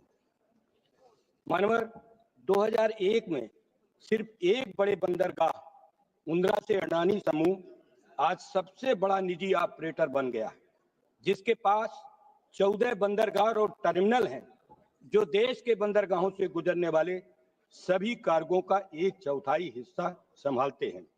औसतन हर 500 किलोमीटर तट पर एक अडानी बंदरगाह है। ये अभूतपूर्व विस्तार, जिसका ज्यादातर हिस्सा अधिग्रहणों के जरिए हुआ है, पिछले 10 सालों में ये चिंता का विषय है। उसके बाद कि एक बंदरगाह खरीदने की अनुमति क्यों दी जा रही है? कुछ मामलों में तो पिछले मालिकों पर छापे के बाद और इसके गंभीर सुरक्षा निहितार्थों के बारे में विचार किए बिना सितंबर 2000 में गुजरात के मुंद्रा पोर्ट पर 3000 किलोग्राम ड्रग्स जब्त किया गया। ये एक गंभीर चिंता का विषय है। मानवर अगर विदेशी कंपनियों को अधिक अधिकार मिलते हैं तो असमानता बढ़ेगी। क्या गरीब तटीय समुदायों के लिए कोई ठोस योजना है? हमें समावेशी विकास चाहिए, ना कि चुनिंदा लाभ। 2001 में सिर्फ एक बड़े बंदरगाह मुद्रा में अडानी समूह आज सबसे बड़ा निजी ऑपरेटर बन गया है, जिसके पास 14 बंदरगाह और टर्मिनल हैं, जो देश के बंदरगाहों से गुजरने वाले सभी कार्गो का 1/4 हिस्सा है। हमारी तट रेखा सुंदरबन से लेकर पश्चिमी तट तक संवेदनशील है, लेकिन यह विधेयक प्रदूषण रोकने के लिए सख्त नियम नहीं लाता है। जहाजों से होने वाले उत्सर्जन और कचरे पर निगरानी का कोई प्राविधान नहीं है। मानवर, क्या हम व्यापार के लिए अपनी प्रकृति को दांव पर लगाएंगे? पर्यावरण सुरक्षा को प्राथमिकता देनी होगी। मानवर, शिपिंग महानिदेशक को इतनी शक्ति देना नौकरशाही को बढ़ावा देता है। राष्ट्रीय डेटाबेस की बात तो हो रही है, लेकिन डेटा गोपनीयता का क्या? ये विधेयक पारदर्शिता के बजाय अस्पष्टता लाता है। हम संसदीय निगरानी और जन परामर्श की मांग करते हैं ताकि जनता की आवाज सुनी जाए। अंत में ये विधेयक बुनियादी ढांचे की कमियों को नजरअंदाज करता है। बंदरगाहों में सुविधाएं नहीं है, अंतर्देशीय संपर्क कमजोर है। गंगा नदी पर राष्ट्रीय जलमार्ग की हालत देखिए, गाद कम गहराई और टर्मिनलों की कमी इसे बेकार बनाती है। बिना गंगा जैसे जलमार्गों को ठीक किए तटीय नौवहन से जोड़े ये विधेयक सिर्फ कागजी वादा है। सरकार को निवेश करना होगा, न कि सिर्फ कानून बनाना। मानवर, मेरा जिला फतेहपुर गंगा यमुना के बीच में स्थित है। मेरे गृह जनपद में बहुत झीलें हैं। अखनई जैसी झील है जो अंतिम सांस ले रही है। इस झील की परिधि 7 किलोमीटर है, जो नैनीताल झील से भी अधिक है। इस झील में ससुर खरेदी नदी निकलती है, जो यमुना की सहायक नदी है, और यमुना अंततः गंगा की सहायक नदी है। फतेहपुर में इसके अतिरिक्त कई अन्य झीलें हैं जिनके पुनरुद्धार की तत्काल आवश्यकता है। मेरी सरकार से मांग है कि इन झीलों के पुनरुद्धार हेतु नमामि गंगे योजना के तहत विशेष परियोजना लागू की जाए। मानवर, अभी सदन में मछुआरों की दयनीय स्थिति पर चर्चा हो रही थी। मानवर, मेरे जिले में गंगा जमुना के किनारे मछुआरे बहुत बड़ी तादाद पर रहते हैं, लेकिन डबल इंजन की सरकार में उन मछुआरों की जीविका पर पूरा कुठाराघात किया गया है। माननीय अखिलेश यादव जी की सरकार में मछुआरों को आवास दिए गए। माननीय अखिलेश यादव जी की सरकार में उनको तालाब के पट्टे दिए गए, गंगा यमुना के किनारे मछली मारने के उनको ठेके दिए गए। लेकिन आज मानवर, उस डबल इंजन की सरकार में मेरे जनपद में माफिया हावी है। वो खनन से लेकर मानवर मछली के ठेके सब इकट्ठा कर लेते हैं, जो लगातार मछुआरों को पेट में लात मार रहे हैं। मानवर, इस जो विधेयक है, मैं ये विधेयक केंद्रीकृत, कारपोरेट हितैषी और अधूरा है। हम संशोधन चाहते हैं। राज्यों की भागीदारी, पर्यावरण सुरक्षा और छोटे ऑपरेटरों के लिए समर्थन सुनिश्चित, ये देश का भविष्य है, इसे हल्के में न लिया जाए। मनोहर, मेरी कुछ मांगे हैं। मैं आपके माध्यम से सरकार के सामने वो बात कहना चाहता हूं कि भारतीय शिपिंग कंपनियों को प्राथमिकता दी जाए, विदेशी कंपनियों को सीमित छूट मिले, तटीय राज्यों को इस विधेयक के निर्माण में परामर्श और भागीदारी का अधिकार मिले, भारतीय मछुआरों और समुद्री श्रमिकों की सुरक्षा के लिए ठोस प्राविधान जोड़े जाएं, राष्ट्रीय सुरक्षा को ध्यान में रखते हुए विदेशी जहाजों के प्रवेश और गतिविधियों पर कड़ी निगरानी रखी जाए, पर्यावरण सुरक्षा को ध्यान में रखते हुए इस विधेयक में सख्त प्राविधान जोड़े जाएं। माननीय अध्यक्ष सभापति महोदय, ये विधेयक भारत के समुद्री क्षेत्र के लिए महत्वपूर्ण है, लेकिन इसे बिना जरूरी सुधारों के लागू करना आत्मघाती साबित होगा। हमारी मांग है कि सरकार इस विधेयक पर पुनर्विचार करे और इसमें भारतीय हितों को प्राथमिकता दी जाए, अन्यथा ये विधेयक भारत के तटीय व्यापार और सुरक्षा के लिए एक गंभीर खतरा बनेगा। इन शब्दों के साथ मानवर, आपने मुझे बोलने का समय दिया, मैं आपका धन्यवाद करता हूं। सदस्य Shri Saugata Rai ji.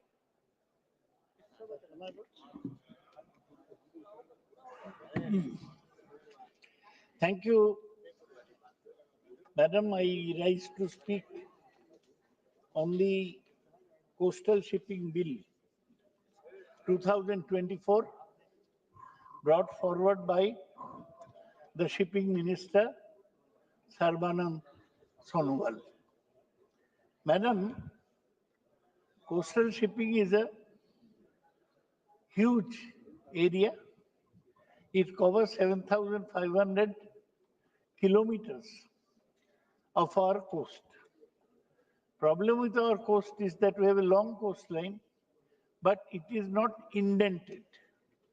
If you compare it with Scandinavian coast, there are indentation so that ships can go straight into the harbor.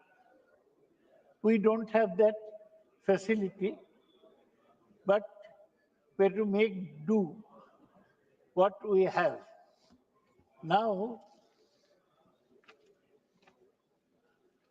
the main thing is that coastal shipping is cheaper. For instance, you are from Madhya Pradesh, you wouldn't realize we have a problem with Calcutta. From Calcutta to Chennai, we can carry coal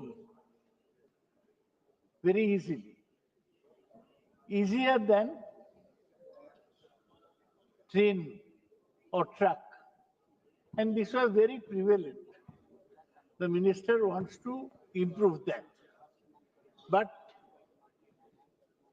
at present, waterways account only 6.4% of our transport mix, much lower than countries like China, Japan, and the EU. The bill seeks to increase the share to 7.5% by 2030 and 12% by 2047,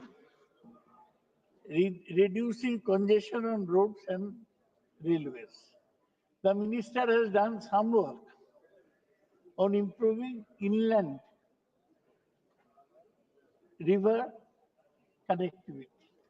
Mainly our national waterways are there, Ganga, Brahmaputra, and other places. Madam, you would be surprised to know that from Kolkata port, there are ships going to Kachar. How they go? They go down Ganges to the sea. Then from Bangladesh, they go up Brahmaputra to reach Kachar. There is a regular trip to Karimganj from Kolkata. Now, these are great advantages. There is no traffic jam on waterways, and the cost is less. But one thing, if we improve our coastal shipping, it will enhance India's marine competitiveness. Though 100% FDI is allowed in the shipping sector, complex regulations have hindered foreign investment so far. We must not allow regulations to hamper investment. This bill introduces uniformity and transparency, encouraging more ships to register in India and boosting maritime trade. Madam, you possibly know that there are mechanized vessels and non-mechanized vessels. For instance, if you take a barge, huge barge, going by the Ganges or going into Bangladesh, it is a non-mechanized vessel. If you look at the huge oil platforms through which we raise oil from Bombay High, they are also non-mechanized. Mechanized are those which use an engine. The engine may be petrol engine, but it is better to have a CNG engine. That will improve our marine competitiveness. This is one suggestion that we have. And we should have a provision in clause 3 requiring at least 50% of India's domestic cargo to be transported by Indian flagged vessels. In this house, few days ago, I mentioned that we have not given attention to the shipping sector. Mr. Sonowal, as a minister, is giving attention to the shipping sector. He is trying to improve both inland, coastal, and high seas ship transportation. That is a big way of improving our situation. Madam, the bill mandates the creation of a national coastal and inland shipping strategic plan within 2 years of the commencement of the act. But one requirement is that we must not depend wholly on the Director General of Shipping. Director General of Shipping is a highest, biggest bureaucrat in the shipping ministry after the secretary. We must create an independent body to look after shipping matters instead of giving it to a single Director General of Shipping. Madam, there is a big problem of Indian seafarers or sailors finding jobs. The government should mandate a minimum quota of Indian seafarers in Indian flagged vessels.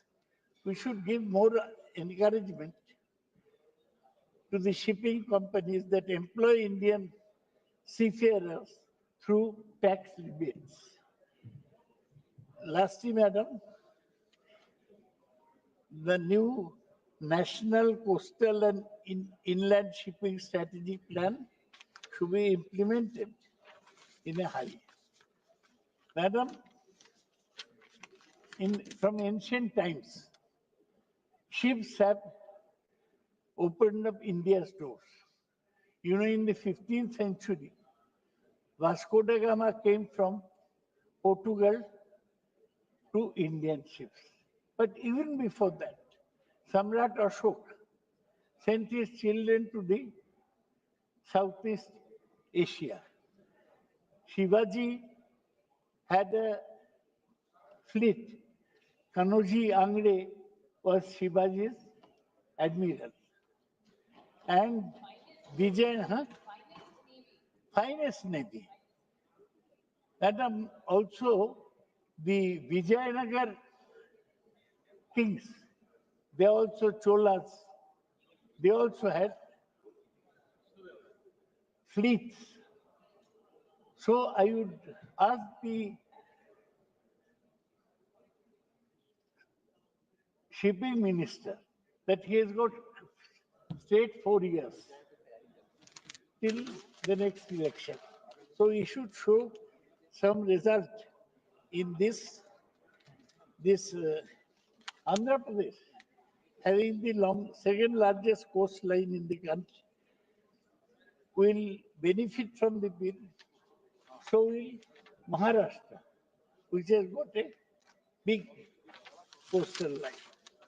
So I don't want to prolong my speech. Bills should not be introduced only to establish or force regulations. There are too many regulations. You get a punishment because of this, you have to pay so much. No, bills or laws should be there to encourage shipping. And I would like this Indian shipping to benefit totally from this bill. I look forward to Kolkata benefiting because Kolkata has a long time, though it is inland, ships go out from Kolkata to Chennai, to Bangladesh, and it will benefit very much if the shipping is improved. With this word, I have nothing to oppose in the bill. I have made some suggestions. I thank the minister. Thank you. माननीय सदस्य Shri कातिर Anand ji.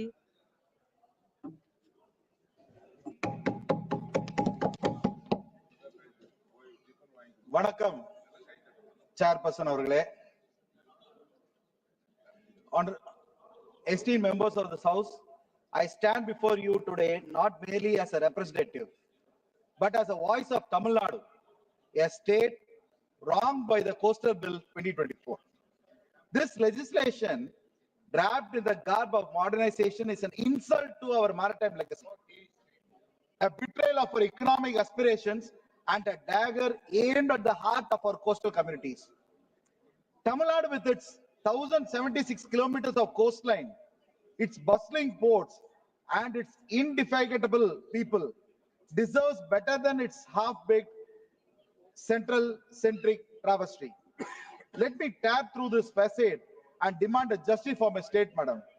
First, this bill dares to dangle the carrot of ease of doing business by scrapping licenses for Indian flag vessels. A fine idea. If we ignore the stark of reality of Tamil Nadu, our shipyards are shadows of what they could be. Our ports grown under decades of neglect, and our shipping firms struggle to compete.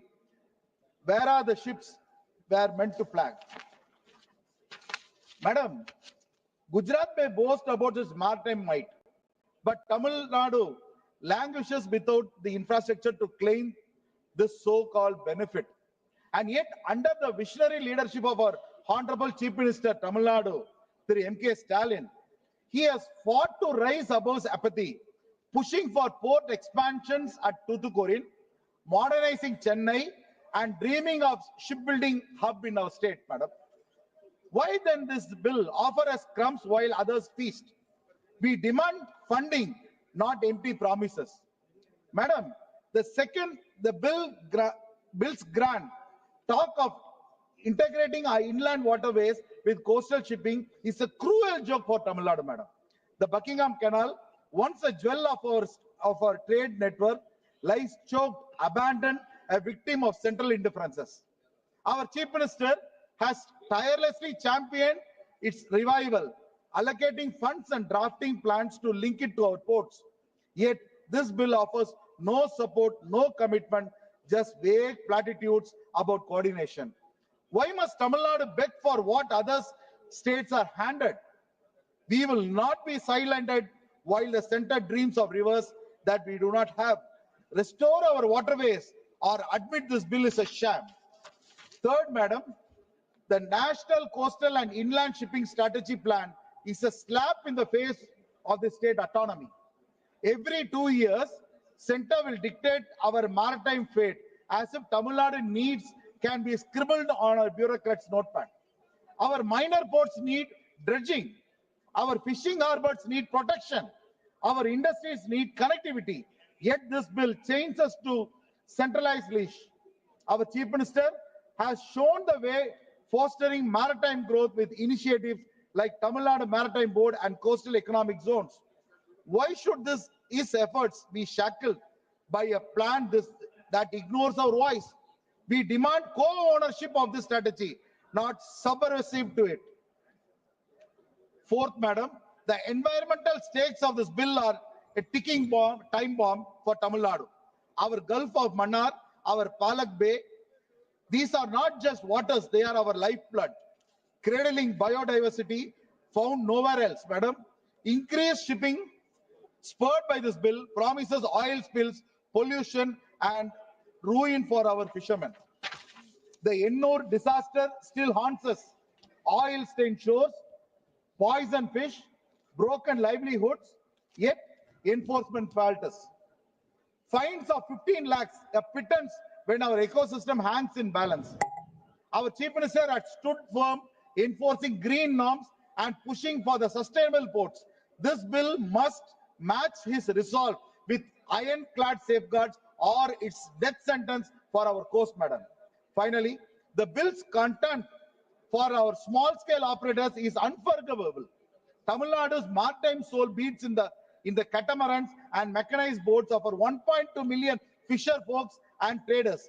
They are not footnotes. They are our backbone.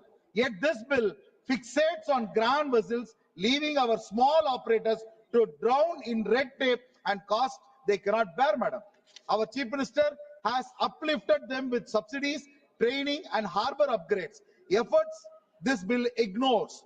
We will not let you crush the very people who sustain us. Amend this bill to protect them or face our work, madam. Honorable members, Tamil Nadu is not a beggar at the table of progress. We are a titan demanding our due. Our Chief Minister has lit the path, expanding Tuticorin's capacity, greening our ports, and dreaming of a maritime renaissance. But this bill dims that light with its neglect, its arrogance, its blindness. I say to the House, rewrite it, fund our ports, revive our waterways, respect our autonomy, shield our environment, and honor our small operators. Anything less is affront to Tamil Nadu's pride, a mockery of our Chief Minister's toil, and a betrayal of our Tamil Nadu people. We will not bow, we will not break. Give us justice or prepare for the roar. Thank you, madam. माननीय सदस्य Shri लाभू Shri Krishna ji.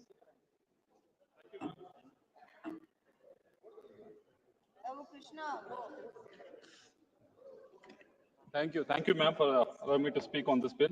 I stand in support of Coastal Shipping Bill 2024, ma'am. Ma'am, we have a great history of seafaring, trading, and maritime, ma'am.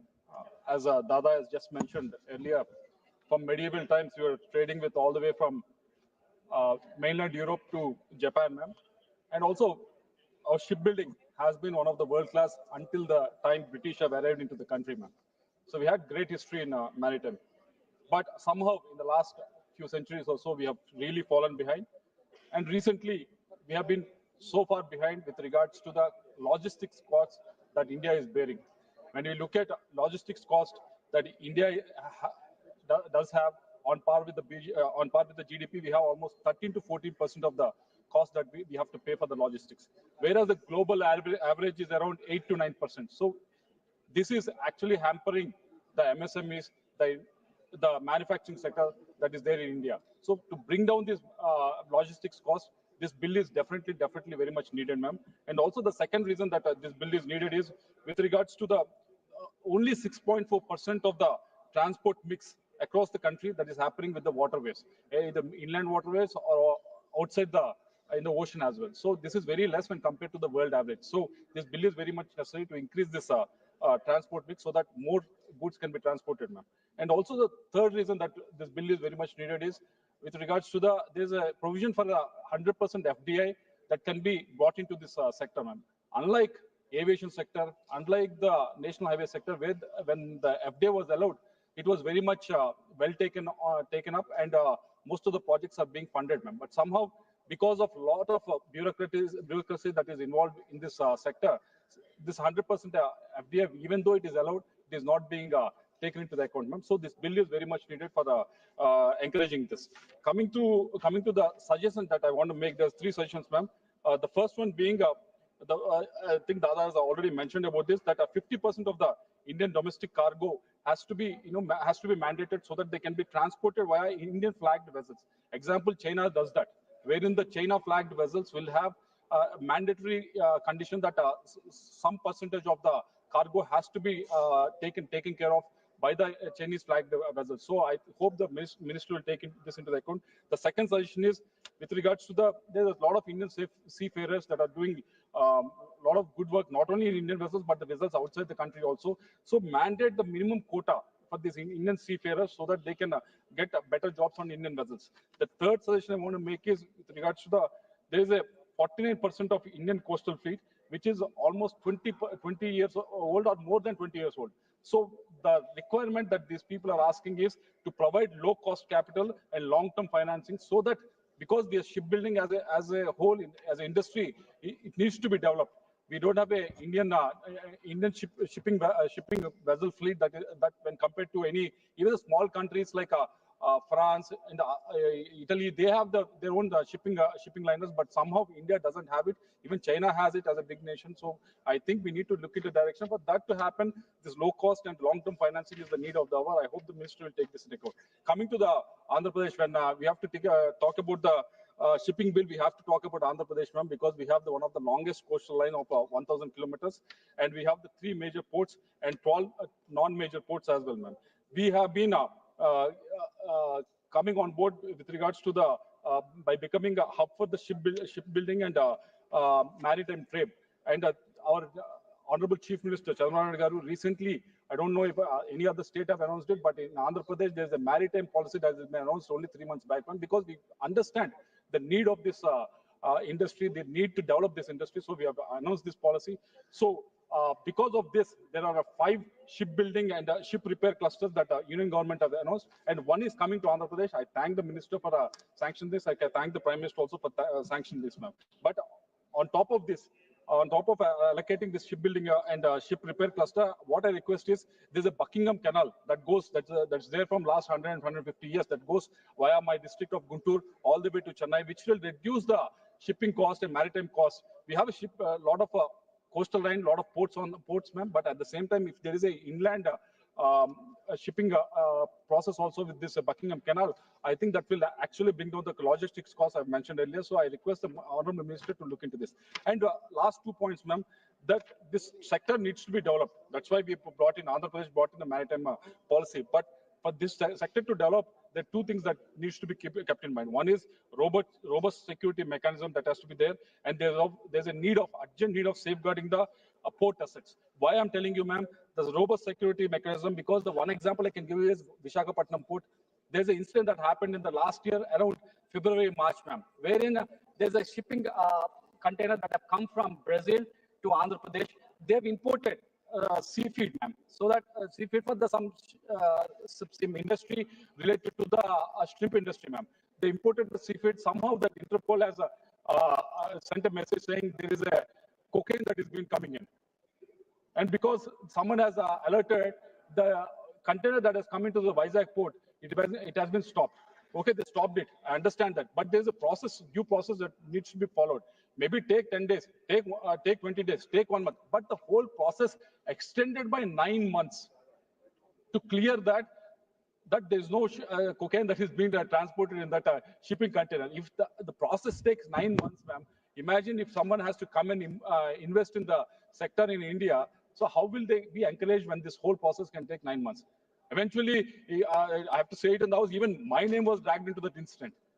My name was that somehow it is associated or something, but eventually there's nothing that is been found. But why I'm telling this example is 9 months of clearing a small issue doesn't sound well when we are asking for FDI to come in, 100% FDI to come in. So I request the minister to look into this issue. Second issue, ma'am, with regards to the Kakinada port. Kakinada port, my fellow MP is also sitting here, and I'm mentioning this issue because we need to safeguard the port assets. Because I'll give you an example of what has happened. There was, in the previous government, what has happened was this Kakinada port, which was valued around 2,500 crores for the 40% stake. It has been taken by force by 494 crores. Whereas where it is owned by 2,500 crores, it has been taken out for 494 crores. Ma'am, this might happen, this will happen, this might happen, maybe in the inside trading or whatever it is, ma'am. But the problem, the crux of the problem here is the maritime trade gets affected.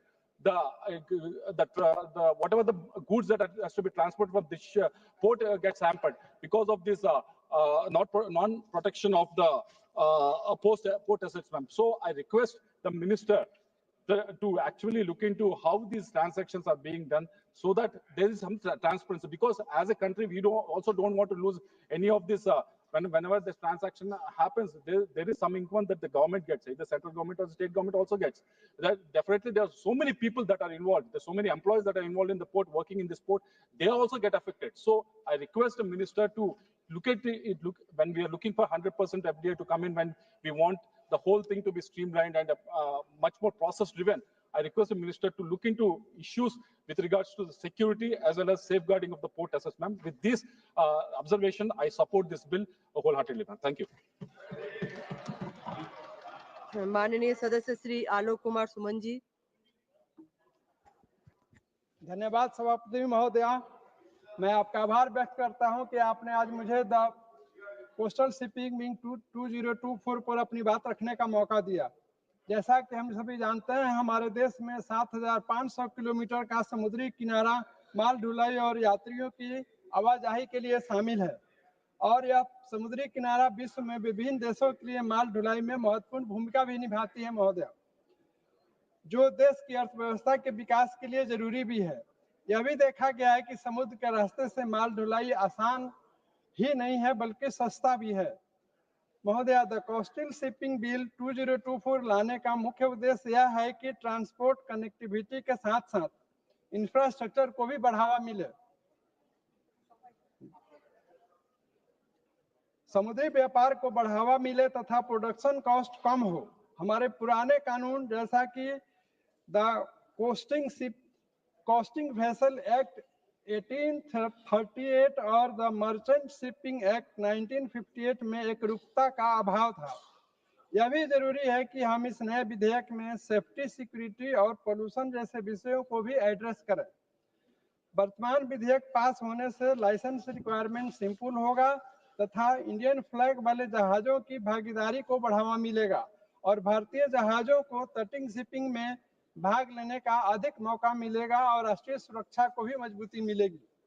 महोदया, तटीय shipping यातायात में पिछले 3 वर्षों में लगभग 11% की वृद्धि हुई है। वर्ष 2021-22 में 133 million metric ton per annum और वर्ष 22-23 में 151 million metric ton per annum, वर्ष 2023-24 में 162 MMTPA रहा है और सरकार के समुद्री अमृत विजन काल 2047 के अनुसार देश में परिवहन किए जाने वाले तटीय कार्गो की संख्या बढ़ाकर 1300 MMTPA करने की योजना है महोदया। इससे ट्रेड और रोजगार को भी बढ़ावा मिलेगा। इस विधेयक के सेक्शन 41 में यह प्रावधान है कि कोस्टल शिपिंग में जो भी समस्याएं होगी उसका निष्पादन किया जाएगा। जैसा कि हम सभी जानते हैं कि देश में भारत के तटों से माल ढुलाई में तेजी आई है। शिपिंग मंत्रालय के डाटा के अध्ययन करने से पता चलता है कि सरकारी बंदरगाहों की तुलना में निजी बंदरगाहों में वृद्धि दर ज्यादा रही है। मेरा इस बिल में सुझाव है कि सरकारी बंदरगाहों को भी संख्या बढ़ाई जाए ताकि अधिक से अधिक रोजगार का सृजन हो। महोदय, अप्रैल 2023 से अगस्त 2023 के बीच सरकारी बंदरगाहों द्वारा संचालित कोस्टल शिपिंग में केवल 1.3% की वृद्धि हुई है और कुछ बड़े तटीय केंद्रों में तटीय आवाजाही में पिछले साल की तुलना में गिरावट आई है। वर्ष 2023-24 में प्रमुख बंदरगाहों में 750 लाख टन तटीय कार्गो का संचालन किया है, जबकि गैर प्रमुख बंदरगाहों से 550 लाख टन की ढुलाई हुई है। माननीय प्रधानमंत्री श्री नरेंद्र मोदी जी और हमारे माननीय मुख्यमंत्री श्री नीतीश कुमार जी के नेतृत्व वाली सरकार ने यह निर्णय लिया है कि 5 राज्यों गुजरात, महाराष्ट्र, केरल, आंध्र प्रदेश और उड़ीसा में शिप बिल्डिंग और शिप रिपेयर क्लस्टर स्थापित किए जाएं। इस विधेयक से निश्चित ही कोस्टल शिपिंग में मजबूती आएगी। वर्तमान विधेयक के पास होने से भारत के समुद्री बुनियादी ढांचे में क्रांतिकारी बदलाव आएगी महोदया। द कोस्टल शिपिंग बिल के पास होने से देश में जल मार्ग के नए राजमार्ग बनेंगे, देश में रोजगार के नए अवसर पैदा होंगे एवं विकास का मार्ग भी प्रशस्त होगा। इस बिल में मेरा एक सुझाव भी है कि हर मौसम में काम करने वाले गहरे पानी के अंदर बंदरगाहों को भी बनाने का प्रावधान किया जाए ताकि हम समुद्री क्षमताओं का भरपूर उपयोग कर सकें। महोदया, द सस्टेनेबल डेवलपमेंट गोल 14 जो कि यूज ऑफ ओशियन, सीज और marine resources of sustainable development की बात करता है, इसलिए मेरा यह सुझाव है कि हरित ईंधन और हाइड्रोजन संचालित जहाजों के निर्माण को भी बढ़ावा दिया जाए ताकि समुद्री प्रदूषण को भी अधिक से अधिक कम किया जा सके। महोदय, मैं इन्हीं शब्दों के साथ अपनी बात समाप्त करते हुए इस बिल का समर्थन करता हूँ। धन्यवाद। माननीय सदस्य श्री अनिल देसाई जी। Thank you, Chair Madam. Coastal Shipping Bill 2024. I have few points to make out of this bill. I think shipping minister is missing from the house. This bill envisages, and it has got a main objective to enhance and strengthen the water-based trade. The trade, India has a more than 7,500 kilometers coastline, out of which around 750 kilometers, which is there in Maharashtra. As far as Maharashtra is concerned, the laws which are there, which shipping industry goes through or observes them, that major ports are connected and regulated from the central government, and minor and intermediate ports are being taken care by the maritime bodies of the state governments. Sir, madam, when nothing was in sight and when India was ruled by the Britishers, much before that, when the Mughal emperors, they reigned India, it was Chhatrapati Shivaji Maharaj, who you could call or describe him as a visionary who was real admiral of the naval fleet. Kanoji Angre, who was the chief commander of Chhatrapati Shivaji Maharaj naval force.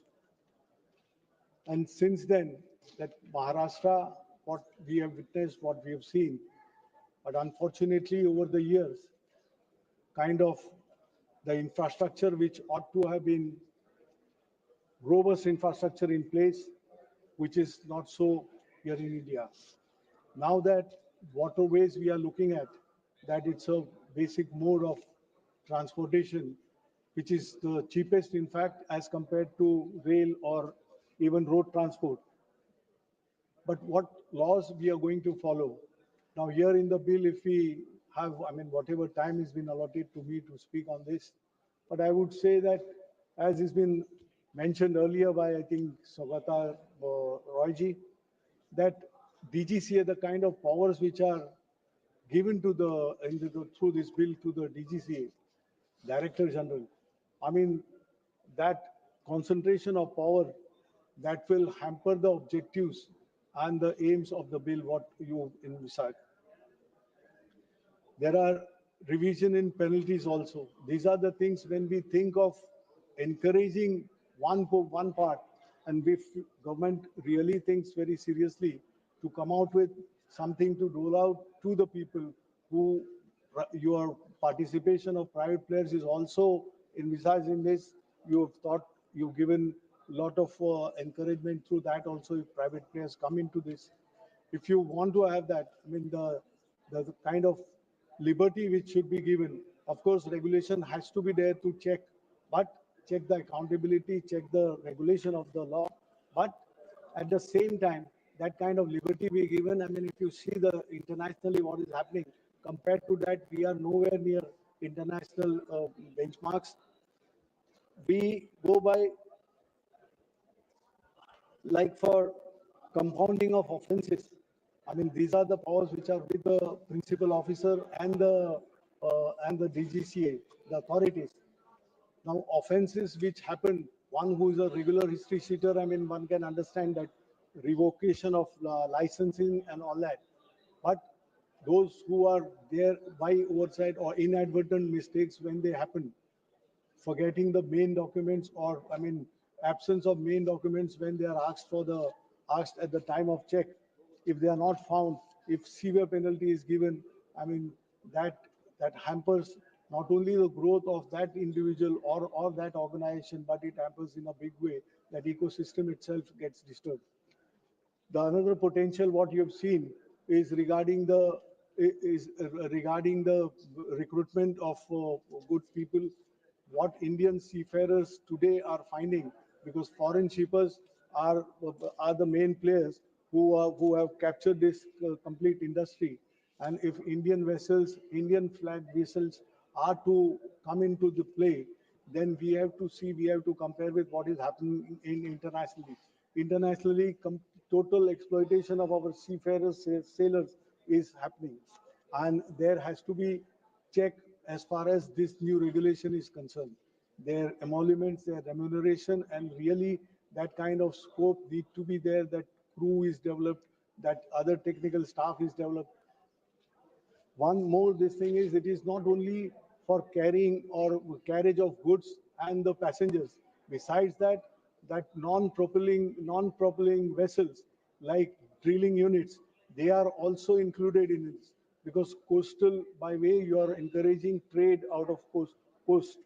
So coastal trade, if it is to take place and really it has to progress the way it is being designed, then these are the things where we have to, I think government will be giving much more attention than what is only come out by way of this legislation. And once it is done, then I think we will be at par, or we should have an objective that India would be one of the best, or internationally, that we compete with foreigners, we compete with advanced countries, and that kind of infrastructure we build and the encouragement we given. Thank you, madam. I support this bill. Dhanyavad. Report of the Business Advisory Committee, Honorable Sri Arjun Ram Meghwal ji. Honorable Madam, with your permission, I rise to present the 9th report of the Business Advisory Committee. Thank you. Honorable Member Srimati Supriya Sule ji. Thank you, ma'am. I stand here on behalf of the Nationalist Congress Party, SP, to speak on the coastal shipping bill. So as mentioned by my earlier colleagues, that India has had a history of maritime trade and a strong naval fleet for generations, be it Chhatrapati Shivaji Maharaj, be it the Chola dynasty, be it the Pandyan dynasty. These are several dynasties which initially, whenever history is written about the maritime boards and the trade, these are huge contributions which actually made our global trade much closer and effective. While this happened in India's history, then came modern India under the leadership of Pandit Jawaharlal Nehru. And then Maharashtra has a long coastal route, as you say, which is connected to other states in the south. And in our long coastal line that we have, we in Maharashtra had the JNPT, which is one of the finest ports in India. We have Port Trust, which is a very old but a very effective port in Maharashtra, in Mumbai. And we have the new Vadhavan port, which is coming in Maharashtra, which we discussed just last week. I appreciate the efforts of the Honorable Minister, but I have noticed that every week he comes up with one bill. I request him that if he brings a large consolidated bill of making effective changes in his ministry, it will make a larger impact on this maritime trade that this government is trying to bring in. I would like to make a few suggestions to the Honorable Minister and ask him a few questions for clarification of the industry as well. That there was a 1838 and a 1958 Vessels Act, which talked about regulation, safety, security, pollution, prevention. Now, while he is covering all these points and consolidating several of these issues every week in his mantralaya, in his department, I request him that he should even make sure that every fisherman, because we just debated a lot of fishery, dairy, allied businesses and agriculture today. So the fishermen have to be protected and looked after every time we do any kind of this. My colleague sitting here from the DMK, I know how much they suffer every time. When some fisherman by default goes across the border, he has no clue, there are really no borders there. And how they are caught, punished. So I think while we have policies for port and maritime trade, we must be very, very sensitive to the fishermen of this country, which are very critical part of an economy of this country as well. They do participate in the growth of this country. Just because they don't have a loud voice, that doesn't mean, or they don't create crores of infrastructure, that doesn't mean they don't deserve a voice in this house that we are standing on. I would like to ask them a few questions, which we need to seek clarification, ma'am. Streamlining of licensing in these procedures. I appreciate the efforts of the government to bringing the foreign and the Indian vessels together on the same thing. But while you are bringing this great introduction by using technology, I would like to ask that will there be a license which will be approvals or rejections in a timeline manner. So if you're using so much technology, it has to be very effective and it has to be time bound. Only then this industry would really grow. Nobody wants harassment. The second thing is they've used the word services. Now in services, after GST has come, there are various services. The income tax bill, which we have in the, all of us, several of us in a committee, there is a word service. GST has the word service. Every industry has the word service. Now this also they have brought in a service.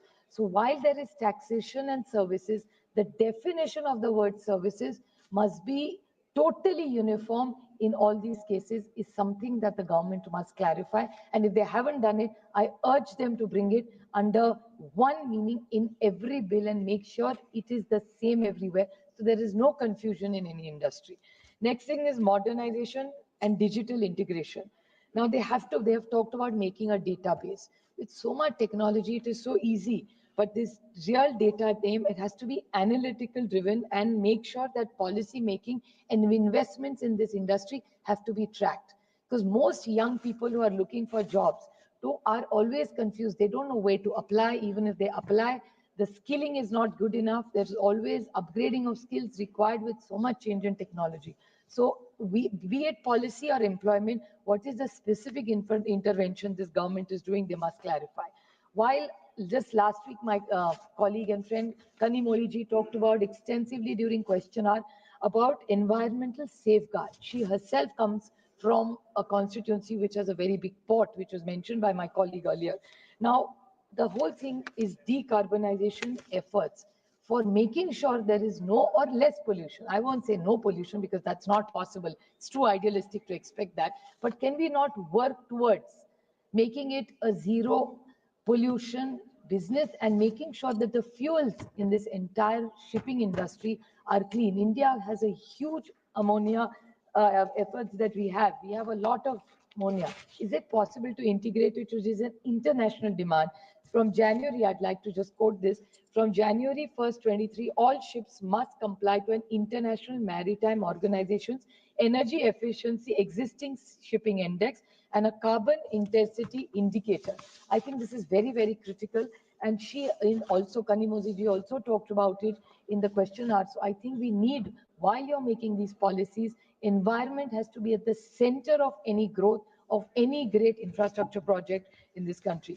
Conflict resolution, Professor Roy talked about it. I will not repeat it, but I'd like to make a small point. What he has suggested, I'd like to reiterate that the Director General is going to be made in charge of all this policy. Will it be too much consolidation of power in one place? So I'd like to reiterate what Professor Roy has said, that please rethink it. It's not that we don't mistrust anybody, but to consolidate energy in one place may not be the idealistic situation in any business for that matter. The other small point is that ease of doing business. This government constantly talks about ease of doing business. So they have used the word penalties, restrictions. These are not words anybody likes in a growing economy anywhere in the world. So I urge them, like we have made in other laws, that you either give them a first warning, second warning, and third warning, or even a case which my colleague Krishna, I may not have agreed with his entire speech, but I do value the intervention that he made, that if there is an industry which is suffering and if somebody has a penalty and for 9 months, somebody who has really not done anything wrong has to suffer, the business suffers, and not only the business, but the owner suffers, thousands of stakeholders of that company suffer who are very poor and hardworking and honest citizens of the state. So while you are talking about penalties and ease of doing business, I think this government must focus. Don't put fear in. Even in taxation, I spoke in my finance bill, don't put fear in the industry. Investors are honest. Indians by nature are honest. So don't threaten them or bring fear, be it income tax, be it in GST.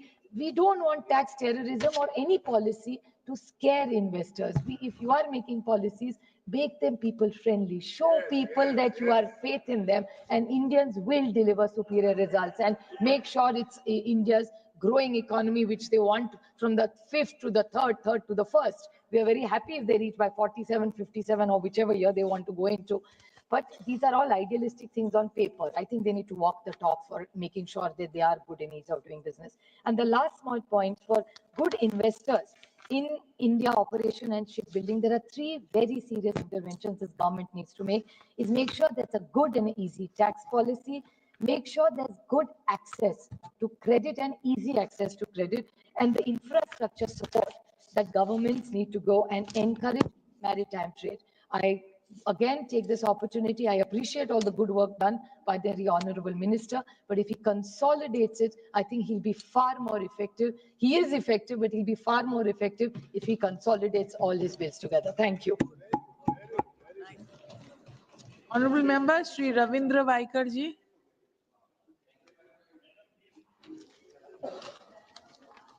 इस bill के ऊपर कहते हुए Chhatrapati Shivaji Maharaj called the father of the Indian Navy. हमारे देश में समुद्र का पहला महत्व जो सोचा था वो छत्रपति शिवाजी महाराज ने, इसी के कारण उन्होंने तट के ऊपर अपने किले भी बनाए थे, अपनी सेना अपनी फौज भी रखी थी। हमारे मुंबई में पोर्ट्रस कहा जाता है, गोदी, वहां से हम इसी प्रकार से व्यापार करते हैं, गोदी से माल यहाँ और लेके जाते हैं वर्ल्ड में कहां भी।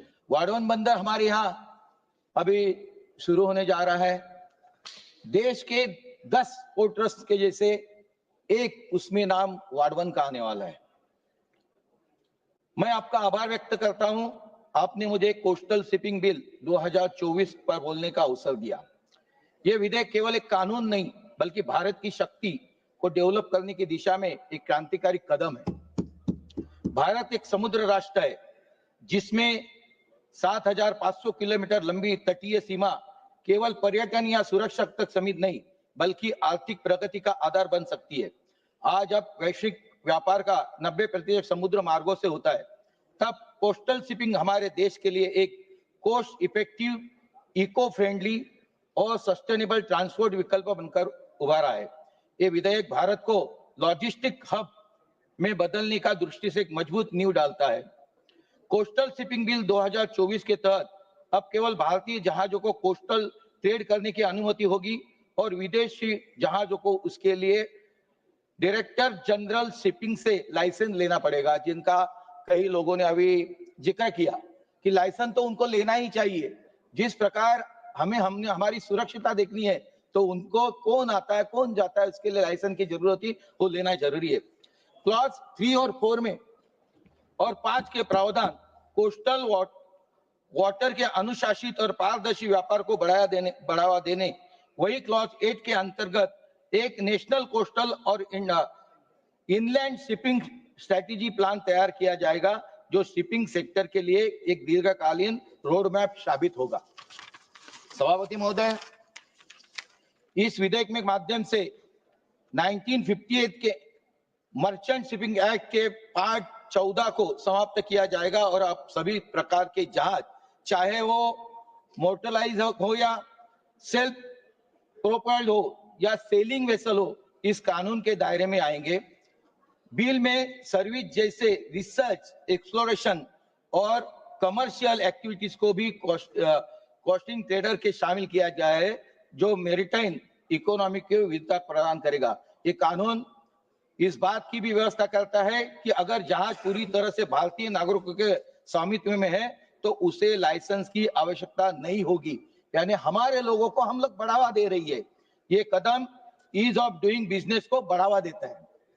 बिल में पेनल्टी जो आधुनिक बनाया गया है, बिना लाइसेंस संचालन पर अब 15 लाख तक जुर्माना होगा, यानी कानून नाम की कोई चीज होनी चाहिए, उसी के माध्यम से ये कानून बनाया गया है। यानी रुपए 15 लाख तक जुर्माना या मुनाफे का 4 गुना लगाया जा सकता है। यानी एक स्ट्रांग होना चाहिए, बाबा गलती मैंने की तो हमें भुगतना ही है, चाहे कोई भी हो। तो उसी प्रकार से डायरेक्टर जनरल ऑफ अधिकार दिया गया है। ये आवश्यकता पड़ने पर जहाजों को रोक भी सकता है। ये केवल एक नियम नहीं बल्कि मैरीटाइम सेफ्टी और इसके प्रति सरकार की प्रतिबद्धता का प्रमाण है। ये विधेयक जैसे समय में आया है जब भारत में शिपिंग और पोर्ट डेवलपमेंट के कई महत्वपूर्ण उपलब्धियां हासिल हो गई है। 2014 के बाद इनलैंड वाटर में 320% की वृद्धि हुई है। इससे कम लागत पर माल की आवाजाही सुनिश्चित हुई है। सभापति महोदय, मैरीटाइम डेवलपमेंट फंड के रूप में 25,000 करोड़ का कोष व्यवस्था की गई है, जिसमें सरकार 49% की भागीदारी करेगी और बाकी योगदान major port, PSES, financial institute और प्राइवेट इंटाइटल्स को दिया जाएगा। यानी किसी को ना किसी को तो हमें मदद करना ही है, यानी हमारा भी पार्ट होगा और बाकी के लोगों को भी इसमें पार्टिसिपेट करने को मिलेगा। शिपिंग फाइनेंस असिस्टेंस पॉलिसी 2 के तहत 18,090 करोड़ की राशि स्वदेशी जहाज निर्माण उद्योग को सशक्त बनाने के लिए निर्धारित की गई है।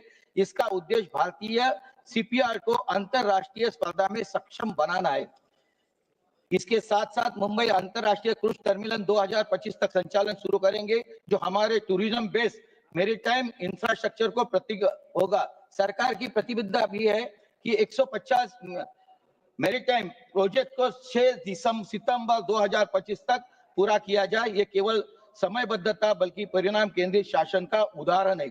कोस्टल शिपिंग विधेयक भारत की समृद्ध अर्थव्यवस्था पर परिवर्तनकारी प्रभाव डालने की क्षमता है, जिसका सबसे महत्वपूर्ण लाभ यह है कि भारत के लॉजिस्टिक लागत को कम करने की मदद कर सकता है। तो वर्तमान में देश के सकल घरेलू उत्पादन यानी GDP 13 या 14% से सब्दी वैश्विक औसत 8.9 के बीच है। सभापति महोदय, कोस्टल शिपिंग विशेष रूप से कोयला, इस्पात और सीमेंट जैसे भारी मालों के लिए सड़क और रेल परिवहन की तुलना में एक कम लागत वाला और प्रभावी विकल्प प्रदान करता है।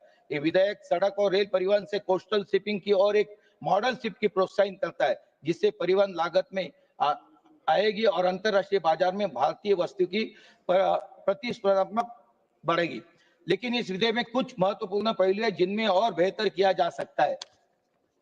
मंत्री महोदय, जिसके माध्यम से सबसे पहले हमें उन देशों से सीखना है, आवश्यकता है जिन्होंने कोस्टल शिपिंग को अपने ट्रांसपोर्ट सिस्टम में सफलतापूर्वक एकीकृत किया है, जैसे कि अमेरिका के जॉन्स के तरह भारत में इंडियन फ्लैग शिप्स और इंडियन क्रू की अनिवार्यता सुनिश्चित करे।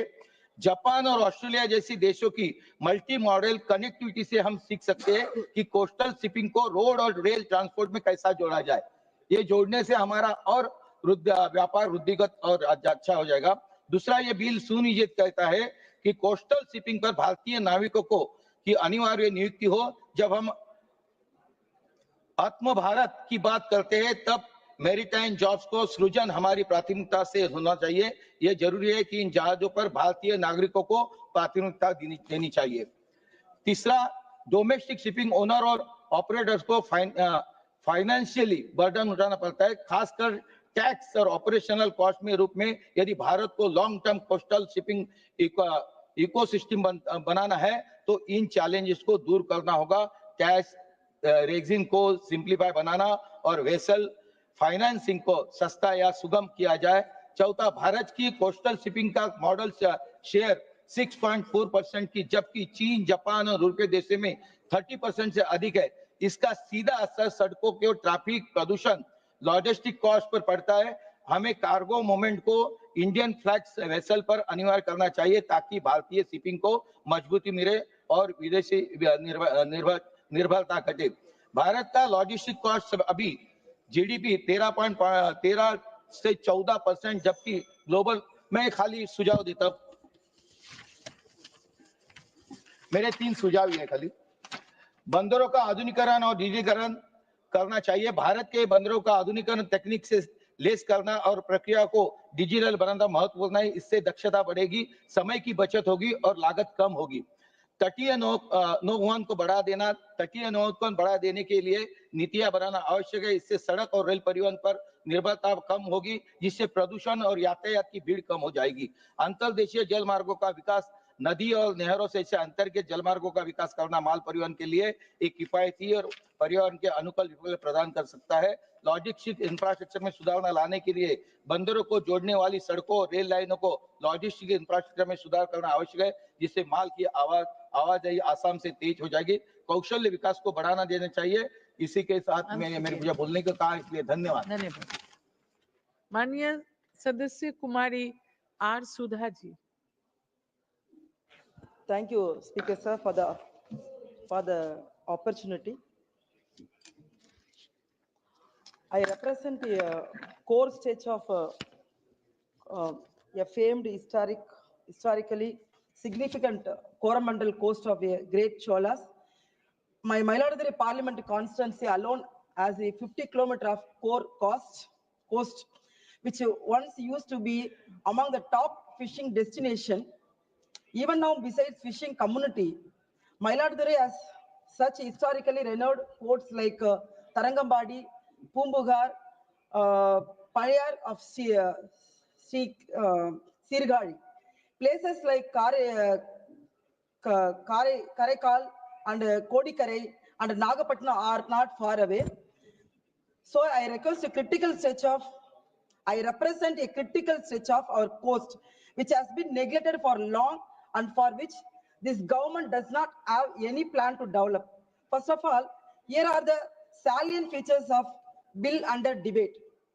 The Coastal Shipping Bill 2024 was introduced in the Lok Sabha on December 2nd, December and 2024. Territorial waters extend up to 12 nautical miles from the coast, about 22 kilometers. Adjoining maritime zones extend up to 200 nautical miles, about 370 kilometers.